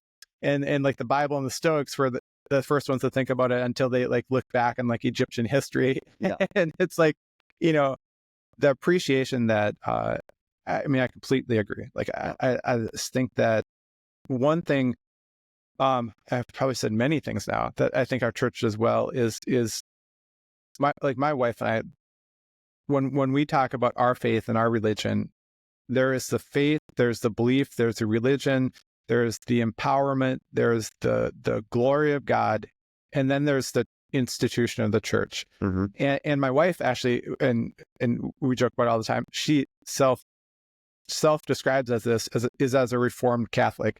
And I think you're not so much the Catholic focus, but just the routine, the the lack of a personal relationship with Jesus, and she just got burnt out on that, and it became the Bible says. I think that's a great way that you put it, is that the Bible says, not this guy Paul. And I've actually started to look at that. Like I thought that Romans was one of my favorite books of the Bible, because I fixated on Romans 8:28, kind of coming out of high school through college, and spent a lot of time kind of like wondering what the heck I was going to do with my life. Like I had a lot of plan A, plan B, plan C, plan D, plan E, and I think I'm on about plan like L right now with life. But I used to I used to work out in my basement, and on the rafter of the wall, I had Romans 8:28. And we know that in all things God works for the good of those who love Him. I'm like, okay, I know He loves me. I know something's going to come together here. And so I thought Romans was one of my favorite books. And I read through Romans again the last 2 summers, and I'm like, you know what? Romans is not one of my favorite books, because I start to look at it as like, it is this guy Paul, and I'm like, he's kind of judgy towards the Gentiles in the reading, and I'm like, oh, I like Proverbs much better, and even Ephesians, but it isn't. It kind of goes back to like what we were saying, whether you're the head of the church, whether Paul, even being an apostle, this was his experience with God, and this is how he could pass it on. But it was God that he was passing on. Mm-hmm. That it was you as a pastor, leading the church, but leading the message on Sunday. If I'm working with men's coffee, whatever our role is, it is our experience with God. And that we had a message a few Sundays back about personifying the glory of God, that we would be kind of that reflection of His light. Yeah. And I think that's important for people to hear. I know it frees you up. My experience with it is when I start working with men's coffee, and I told this story many times on the podcast too, but on Sundays, I'll sit there and if you're speaking, if someone else is speaking, I have the sermon notes, and I have the paper, I have the pen, and there was this one Sunday I was just like vigorously like writing down all these notes, because I was going to come up with these great questions for the guys on Tuesday morning, and the message was providing them, but I was going to write them down, and I was going to shape them from a masculine perspective, and I was so excited to speak about or to like have these questions and to talk about these questions with the guys on Tuesday. And it was like, and like, I almost ran out of ink. And so I'm so hyped for this Tuesday. And that Tuesday, we normally have 15 to 25 guys on a regular basis come in Tuesday mornings. That Tuesday morning, it was myself and 4 other guys. And what the Lord, and so it was lesson taught, received, and then appreciated. And what God really impressed on my heart was that this is not about you, Dave. This is my light, that you will come here, set up some chairs, set up some tables, make some coffee, and allow me to come in and do my work and work within people's hearts. Yeah. And I mentioned that, through the message of what God has for you through serving, that kind of my life mission now is to create those dynamic spaces, specifically for the Lord to come in and work within people's hearts. And it was all through that. But that freed me up. Yep. Ever since then, it's like, oh, I'm the chair table coffee guy. I can do that. I can wake up every Tuesday morning. I can commit to that. I've got a life. I've got a schedule right now. I've got health. I can be here on Tuesday mornings. I can set up chairs and tables and make some coffee. I can craft some questions. But really, it's the Lord working through all of that. Yeah. That His light would be reflected and work in people's hearts. And it has. And ever since then, it's like you can run. But if you're trying to hang on to like, yeah, like I'm going to create something and people are going to be so impressed with what I created. It's like you totally missed the boat. Well, and I think like all of this, when you made a comment about, you know, recovering Catholic, and people get down on like Catholic faith. And there's definitely some things. I'm friends with Father Brian over at the Catholic Church, and he's a great guy, very articulate, very passionate. And there's some things that we would disagree on theologically, but I think what has caused this shift from the mainstream denominations to more of this like church like this, which is, it's funny because like, what's so liturgical over there, you know, like they have this routine and these practices, and go, so do we. Yeah. Like we have a liturgy as well. It just looks a little different. It's 3 songs, a video, a prayer, a message, you know, it's the same thing every week. What's the difference? What really helps is when you think about, when Jesus says, I'm the vine and you're the branches, and you stay connected to me. Vines don't grow on the ground. Branches don't grow on the ground. Like when you're in a vineyard, there's a trellis that they grow on. And this idea, this is not original to me, but I read this last year. This idea of like the vines grow on a trellis, and routines and liturgies are like the trellis that helps us stay connected to Jesus. They're just, you know, Tuesday morning coffee, that's a routine that is a trellis that helps the vine stay connected to the branches, and the branches stay connected to the vine. And so what happens for so many people is they turn the trellis into the vine. It's like, well, I got to stay connected to this routine. I got to stay connected. So for so many people, it becomes about completing the routine and not about what the routine helps you do, which is stay connected to Jesus. Yeah. And the whole goal is to stay connected to Jesus. And as long as that particular routine, liturgy, trellis is doing that, then great. But the minute it becomes the mission in and of itself, you're not connecting to Jesus anymore. You're just erecting a bunch of trellises that really don't make a lot of sense. And that's what I think people are turning away from, is I gotta check all these boxes. Yep. But the truth is, we still need some routines, some practices, as long as we don't make them God in and of itself. Yeah. They're just tools that help us stay connected to Jesus. Yeah. No, I love that. I think that the biggest thing that Lord is putting on my heart right now is authenticity too. And I think that if you think about how you show up on Sunday at church, you know, I think that traditionally most people would think I show up with the best version of myself. You know, maybe I dress up a little bit more, or maybe not, but I'm on my best behavior. I'm not letting, you know, any curse words fly or anything like that. Yeah, there's a difference, right?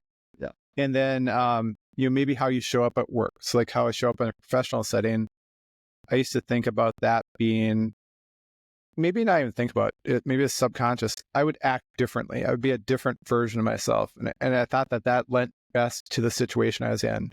And then when you go home, you know, maybe your true self, or maybe you're certainly relaxed because you're with your family, you know, unconditional love, thankful for that, 26 years of marriage, you know, thankful for my wife's unconditional love. But the point was, you're different in all those situations.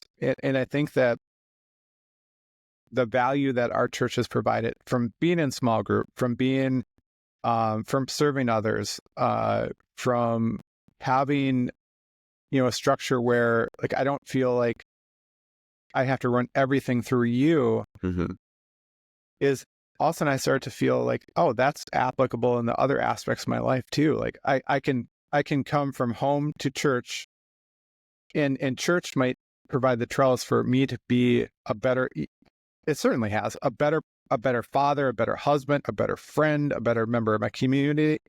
So when I'm in those settings, church has impacted that. Who I am in those settings has impacted my experience with church, and impacts this church of how people serve. And then the final thing, and this is what the Lord's really impressing on my heart, is that in the professional setting too, I can be my most sincere self. I can be my most authentic self. And not only that, but I have to be for my health, and I have to be that for the health of the people I lead. Because you see so many people that you might think, if you work with them in a professional setting, you might think they're like the worst person ever because they're a version that they think they need to be. But then you see them in like a social setting, you're like, you're normal, approachable, and not only normal and approachable, but actually friendly. Like, bring some of that to work. And a joke, and then what that takes shape is a lot of different ways. But it's not truthful. It's not sincere. And then having that authenticity, I mentioned earlier, being an advocate for other people, making sure that people on my team know that they have value, appreciating, calling out that value, assigning that value, growing that within them from a professional development standpoint has been so rewarding. But I would say that that's freed me up.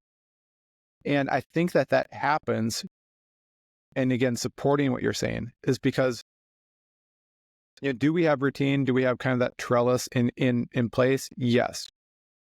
But realizing it is the vine that is the Lord in my heart, that's working on me, that's shaping me as a person, that's showing me what he has for me in life through following him. One thing, kind of going through a strain of that, of what that looks like to now be in a professional setting where I can be my most authentic self. I mentioned previously to friends, it's been kind of a frustrating year. I've looked for growth there. I've looked for that right environment for that to take shape to its fullest and to capitalize on that from a leadership standpoint, to get into a position where that's appreciated. Yeah. And it wasn't quite coming. And I was going to coffee with the guy from Men's Coffee, kind of on our off, one of our off Tuesdays for the year, and we're looking at planning another event. And I get in my truck, and the Lord puts on my heart from Matthew, kind of the story of the parable of the talents, and it's the well done, good and faithful servant. I've entrusted with you a little, now I will provide unto you a lot. And if I would have found, I had the lesson from the Lord at the beginning of the year that I want to get into places to be my more authentic self. If I would have found success in that search early on, I think I would have just been in the same environment, like the same grass, just in somebody else's pasture. But the Lord really impressed upon my heart that this is about growth. This is about preparation for something even larger than you saw. That this entire time I've been entrusting you with a little, but now I will entrust you with a lot. And I love James Agee from church. We were at Men's Coffee one Tuesday morning. We were reading from Ephesians, and I had read this verse from Ephesians probably like a dozen times. But we read it, and I leaned over to him and I said, I've probably read that verse a dozen times, but it just means everything in the world to me right now. And he goes, yeah, that's why they call it the living word. And just kind of like, duh. And I'm like, oh, duh. Yeah, that the living word had never made sense to me, but it in getting in my truck yesterday, I'm like, okay, I get it. And I think going back to something you said very early on.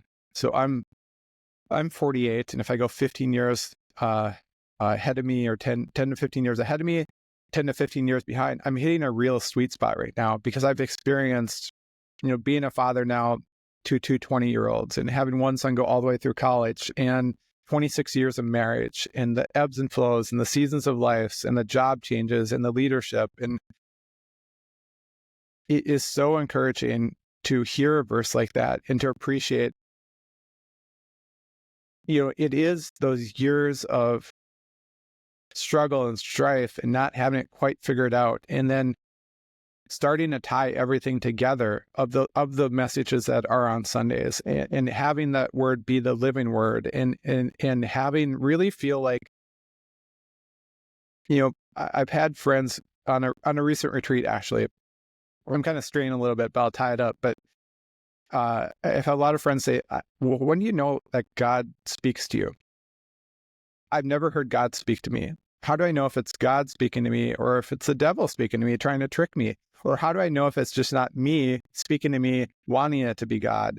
And we were at this retreat this summer, and the guy said basically those exact words. And he said he wanted that so much. And I was actually standing, so he went up and he received prayer and he came back and sat down. And actually the whole weekend I had been on the other side of the room when we were watching like kind of these videos at this retreat setting. But for some reason I was standing right behind him when he came back. And we finished up and I said, you know what? Here's what the Lord speaking to me looks like in life. I think that the Lord would laugh at us if we expected words, like his voice, like Jeremiah, David. And hey, if that's happened to you, I don't discount that can happen. But what it's looked like in my life and very early on, before I even really appreciated what it was, now reflecting back, I'm like, yeah, that was clearly the Lord speaking to me, is when I held my son, when he was born in Mankato, so my firstborn son in Mankato, I held him under the sink and gave him his first bath. The Lord spoke to me through that experience. So I think the Lord would kind of laugh at us to be like, yeah, words are cute, but I will give you something that your heart will remember from, 24 to 48, like it was yesterday. Like you're in that moment now, as soon as you remember. I think that's the beauty and the power of the Lord, that he would speak to us in that method. And I said, so I mentioned to this dad, I'm like, be looking for those things in life. Don't be looking for words or from down on high. Look for the experiences. And I'm like, you have kids, right? He's like, yeah. I'm like, the Lord will provide, the Lord will speak to you through those experiences all the time. Just be ready to hear it, in that format. But yeah, I just think that, I think that I lost my train of thought there a little bit, but that's okay. It's interesting when we start following.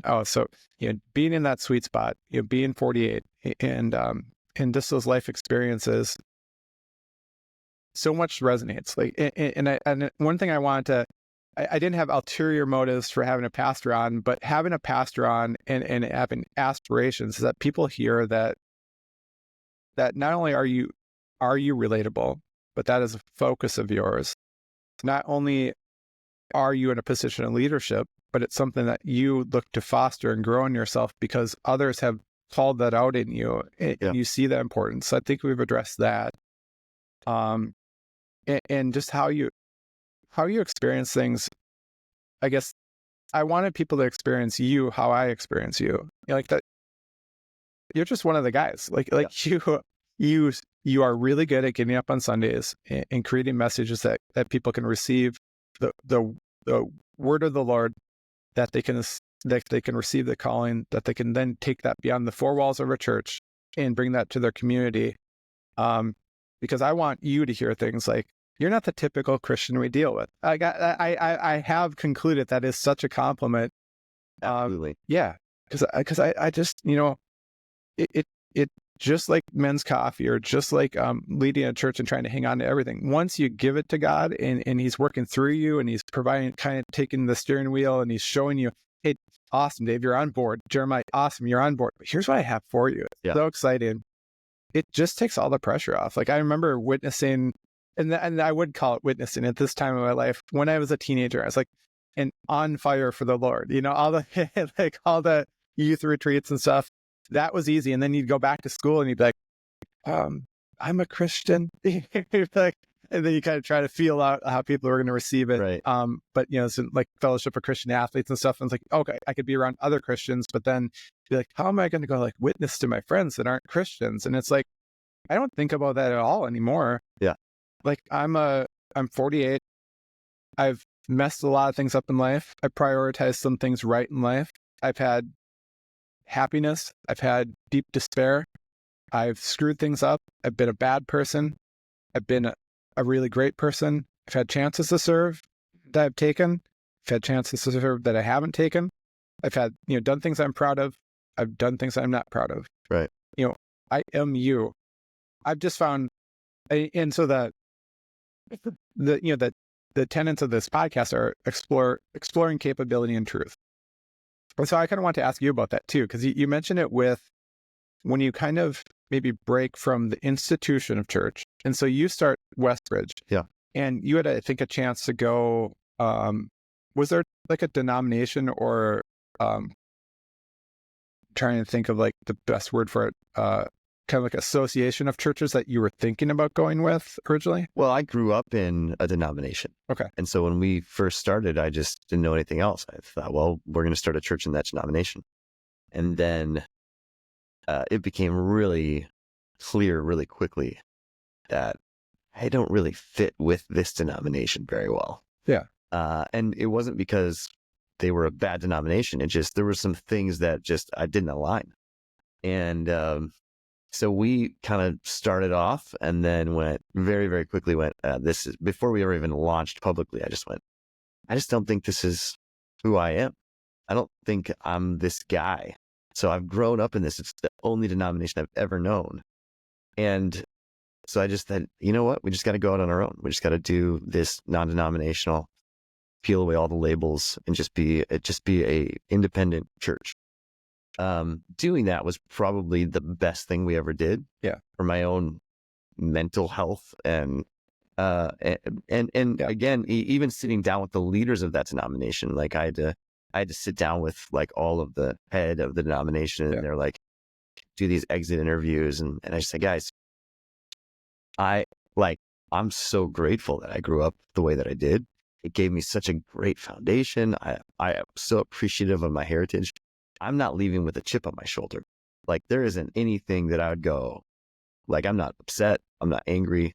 I just feel like I'm not a good fit. I'm not a good alignment with this denomination.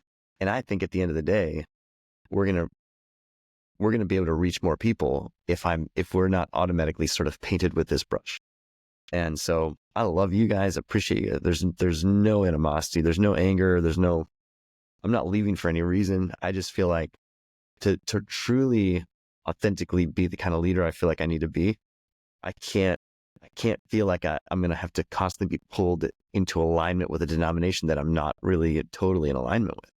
Yeah. So I have to be able to just make sure that I can stay aligned to the calling that we have and do what God wants us to do without feeling that pull of a denomination.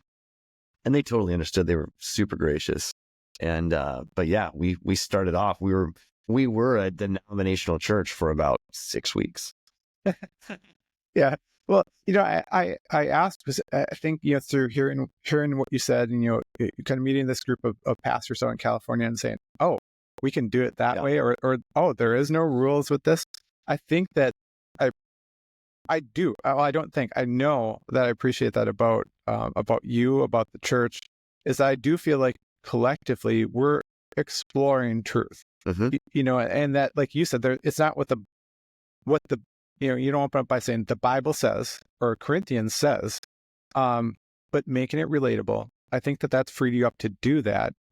I have a question for you on the other end. So like maybe if there's that structure or that'd be like almost like a trellis, like kind of like I look at a denomination can be that part of that trellis. Absolutely. Sometimes.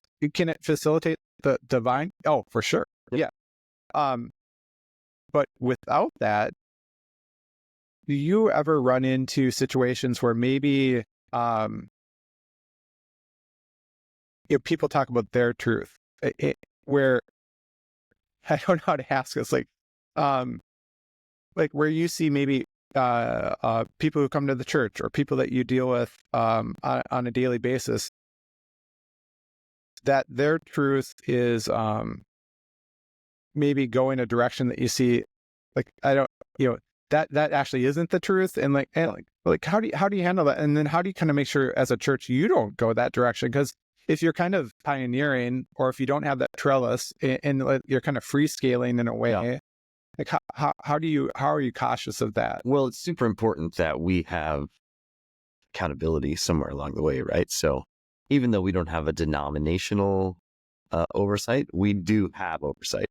And so that's super important. We have outside overseers. We have an internal board of elders. We have collectively a board of directors. And that's part of what they, for lack of a better word, I mean, one of the things they oversee is like making sure that we don't go out of bounds theologically. Yeah.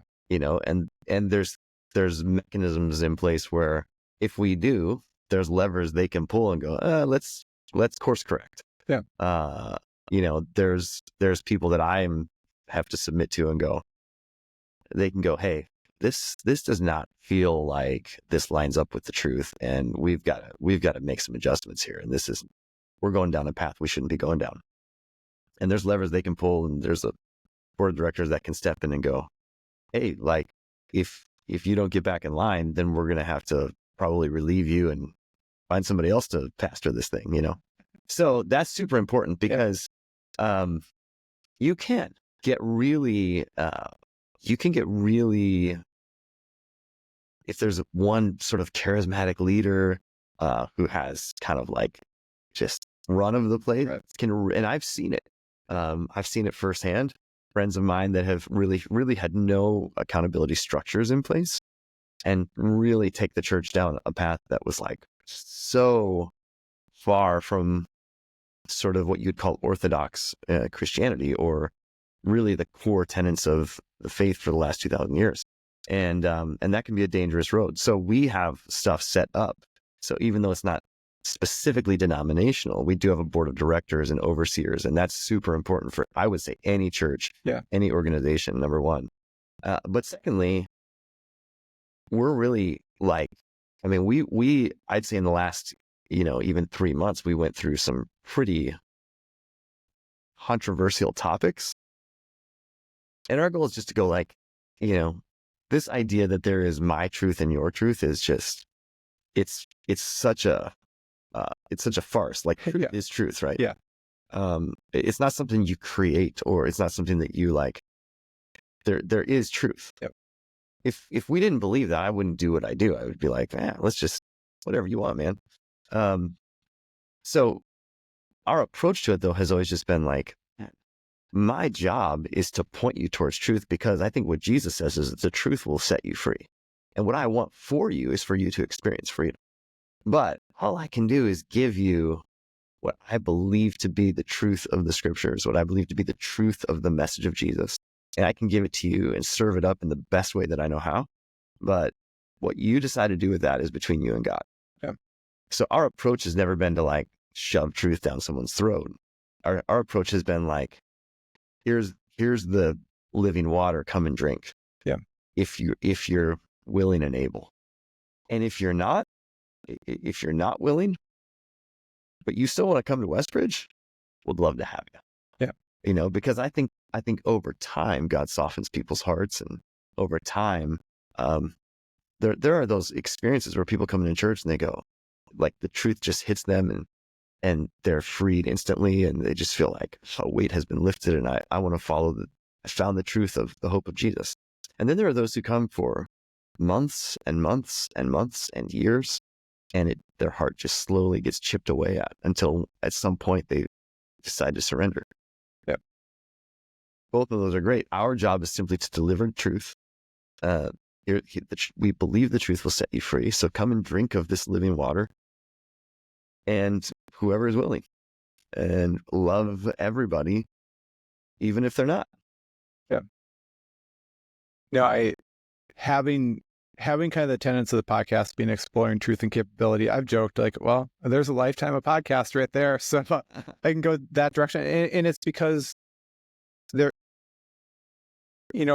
friends I have that are not Christian, I guess why I've stopped using the word witness is I am blessed with many friends who are focused on self-assessment, improving themselves, being better versions of themselves, having a high value on truth, like people in their lives who lie to them, deceive them, groups that they're in that would pull them down to elevate themselves. They remove themselves from those situations. And so I know that the value and their emphasis in their life would reflect a search for truth.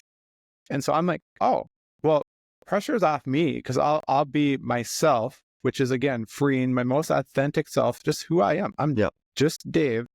And then if they're on a path of seeking truth, like I know where that path ends.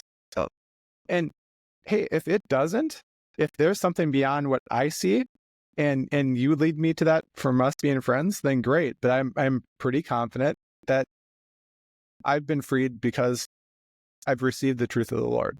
And then starting to put that into practice and starting to receive what the Lord has for me.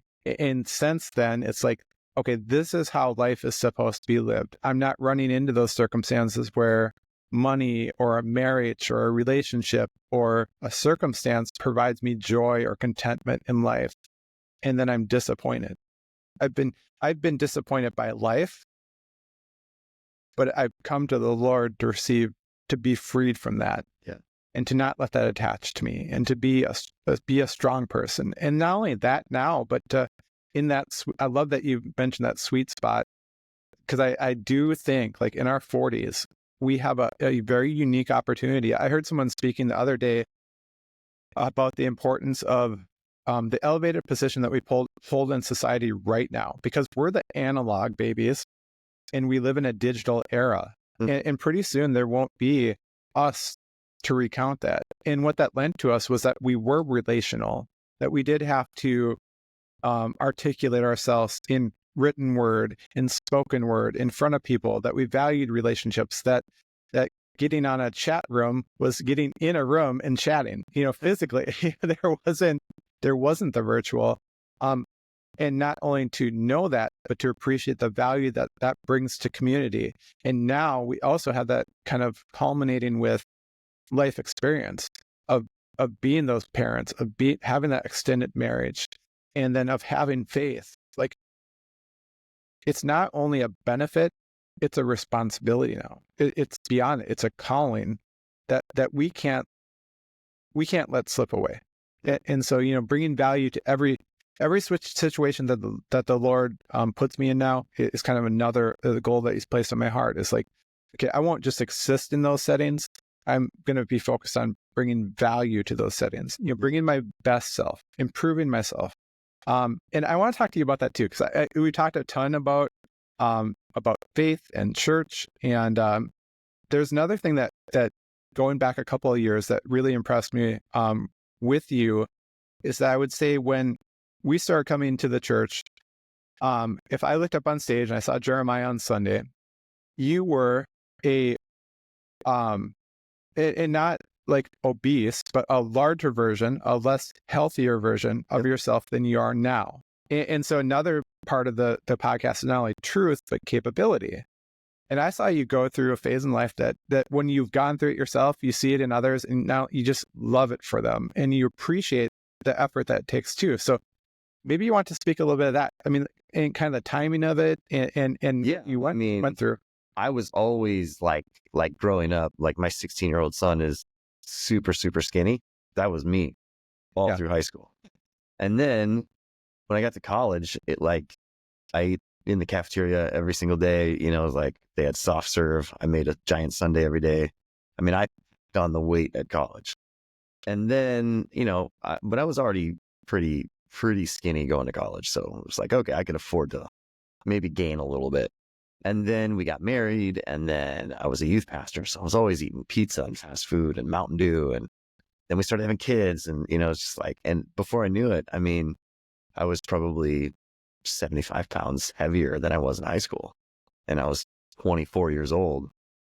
And I tried, like, it was a battle for probably 15 years of just like, how do I get this weight off, and you try all kinds of different things. And I think it was 2020. I just turned 40, and I just went, all right, like, I don't want to be the guy when I'm 80 going, this is going to be the year I'm finally going to lose weight, Right. So like, I found a program that worked for me and had a coach, and just that year I lost 70 pounds in about 7 months.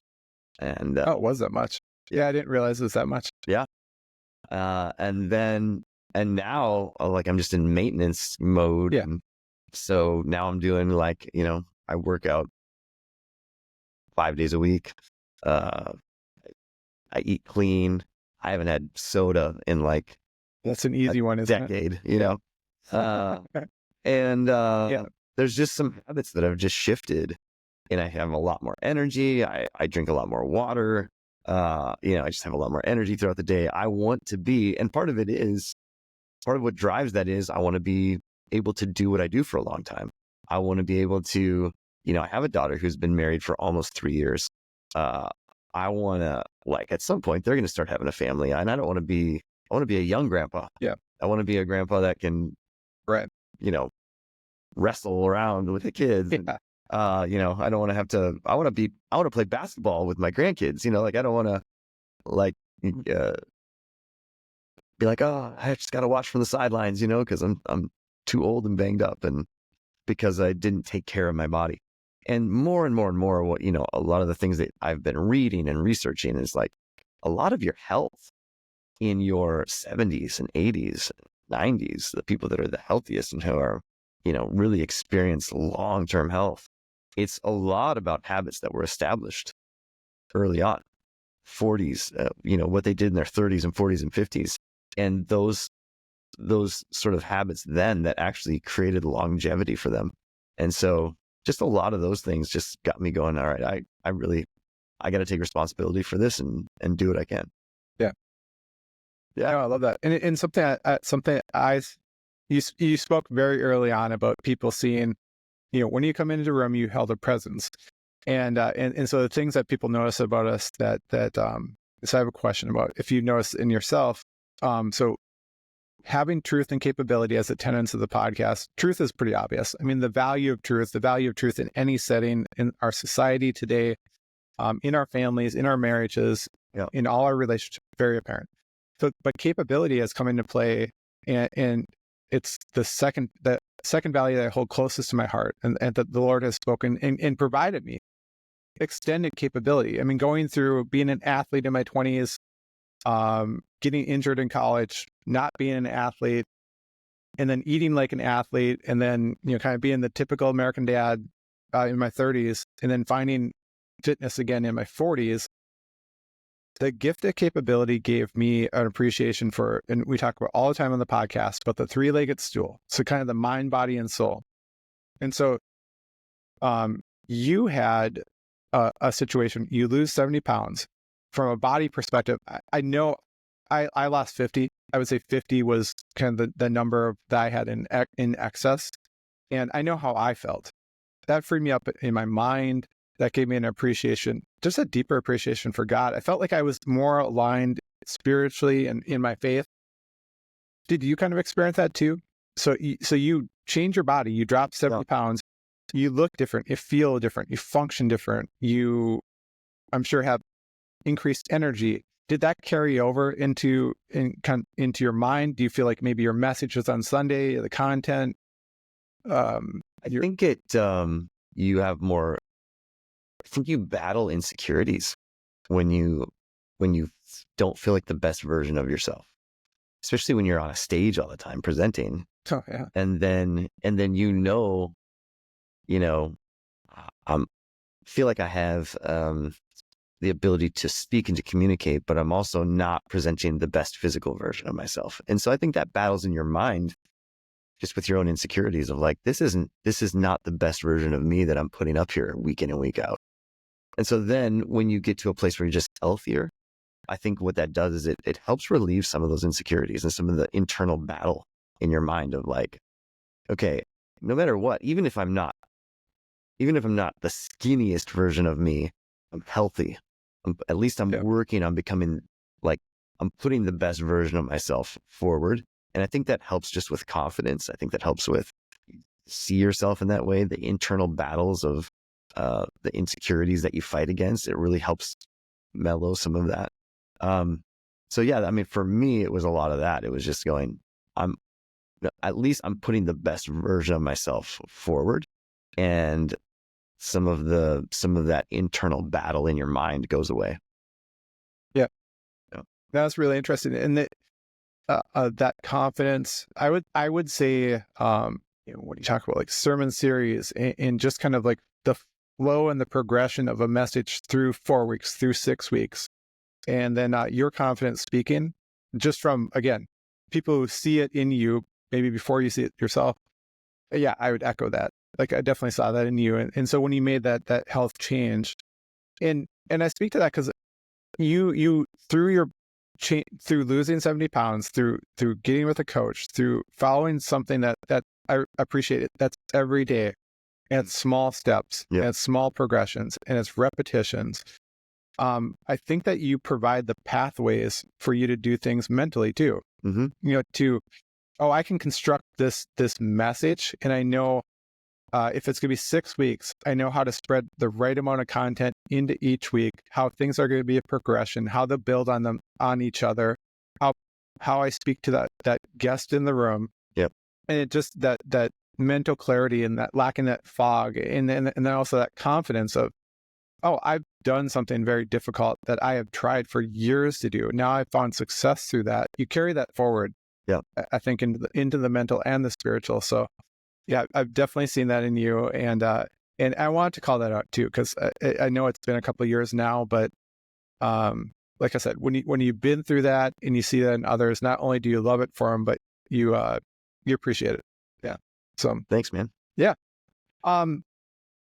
Another thing with like all these podcasts, I say it, and it's almost been it has been the case with every guest. I kind of have gotten to the point of, let's put a pause on this, and we'll pick this up down the road, because I've really enjoyed the conversation and kind of getting to know your background and where you came from, and kind of how you came to be in a position of leadership, the transition between youth and into adult ministry and the calling, and what that's brought out, and how you've also helped construct the experience that is Westbridge Church.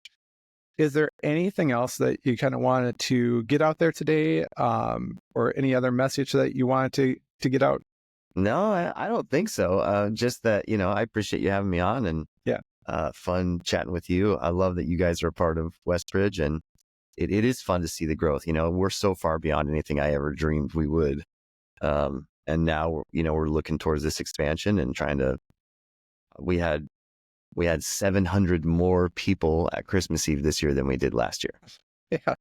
I was putting out the candles for the candle lighting. I can verify that. I was talking to my parents. They're like, why are you guys doing 7 services? Just feels, and I'm like, because we only seat 500 and we need that many services to fit everybody. Yeah. Believe me, I would love to do less, but that's a good problem to have. And so I'm super excited about 2025. I'm super excited about where the church is going, and the team that we have. I just couldn't be more optimistic about the future. So awesome. Yeah. So maybe next time we get together, we talk about the growth of the church too. Yeah. It's something I want to get to, but that's a topic of itself. Yeah. So, well, really appreciate you taking the time this morning. I also appreciate the use of the building and the pop-up studio. And I think I heard you say yes, that there's probably going to be a podcast studio in the new facility. There's definitely going to be some space somewhere. Okay. All right. There'll be rooms like this for sure. Just a nook, some lighting, and a few plugins is all I need. But no, jokingly, it is a great way. Steve Ingstrand from our men's coffee group, he always says, everybody has a story and everybody deserves that story to be heard. Yeah. And this experience has been a blessing, because every single time, I've got these, facilitators come in, set up the mic, set up the board, let people's stories be heard. And here's what I feel like. I feel like it's the person telling their story, the Lord speaking through them, and me just getting to experience it firsthand. And then I'll listen to this when it drops too. Yeah. And I'll be like, oh yeah, that was so cool to be there sitting and hearing people's stories. And so my final pitch for a podcast studio in the new church is that, hey, look at all those stories that could get out and they could be captured. And it's also great because it's a point in time. I had my sons on a few weeks ago, and it's that point in life, what they're thinking about, and kind of capturing that. But yeah, so thanks for joining me, Jeremiah. And again, thanks for listening in to the Stronghold Podcast.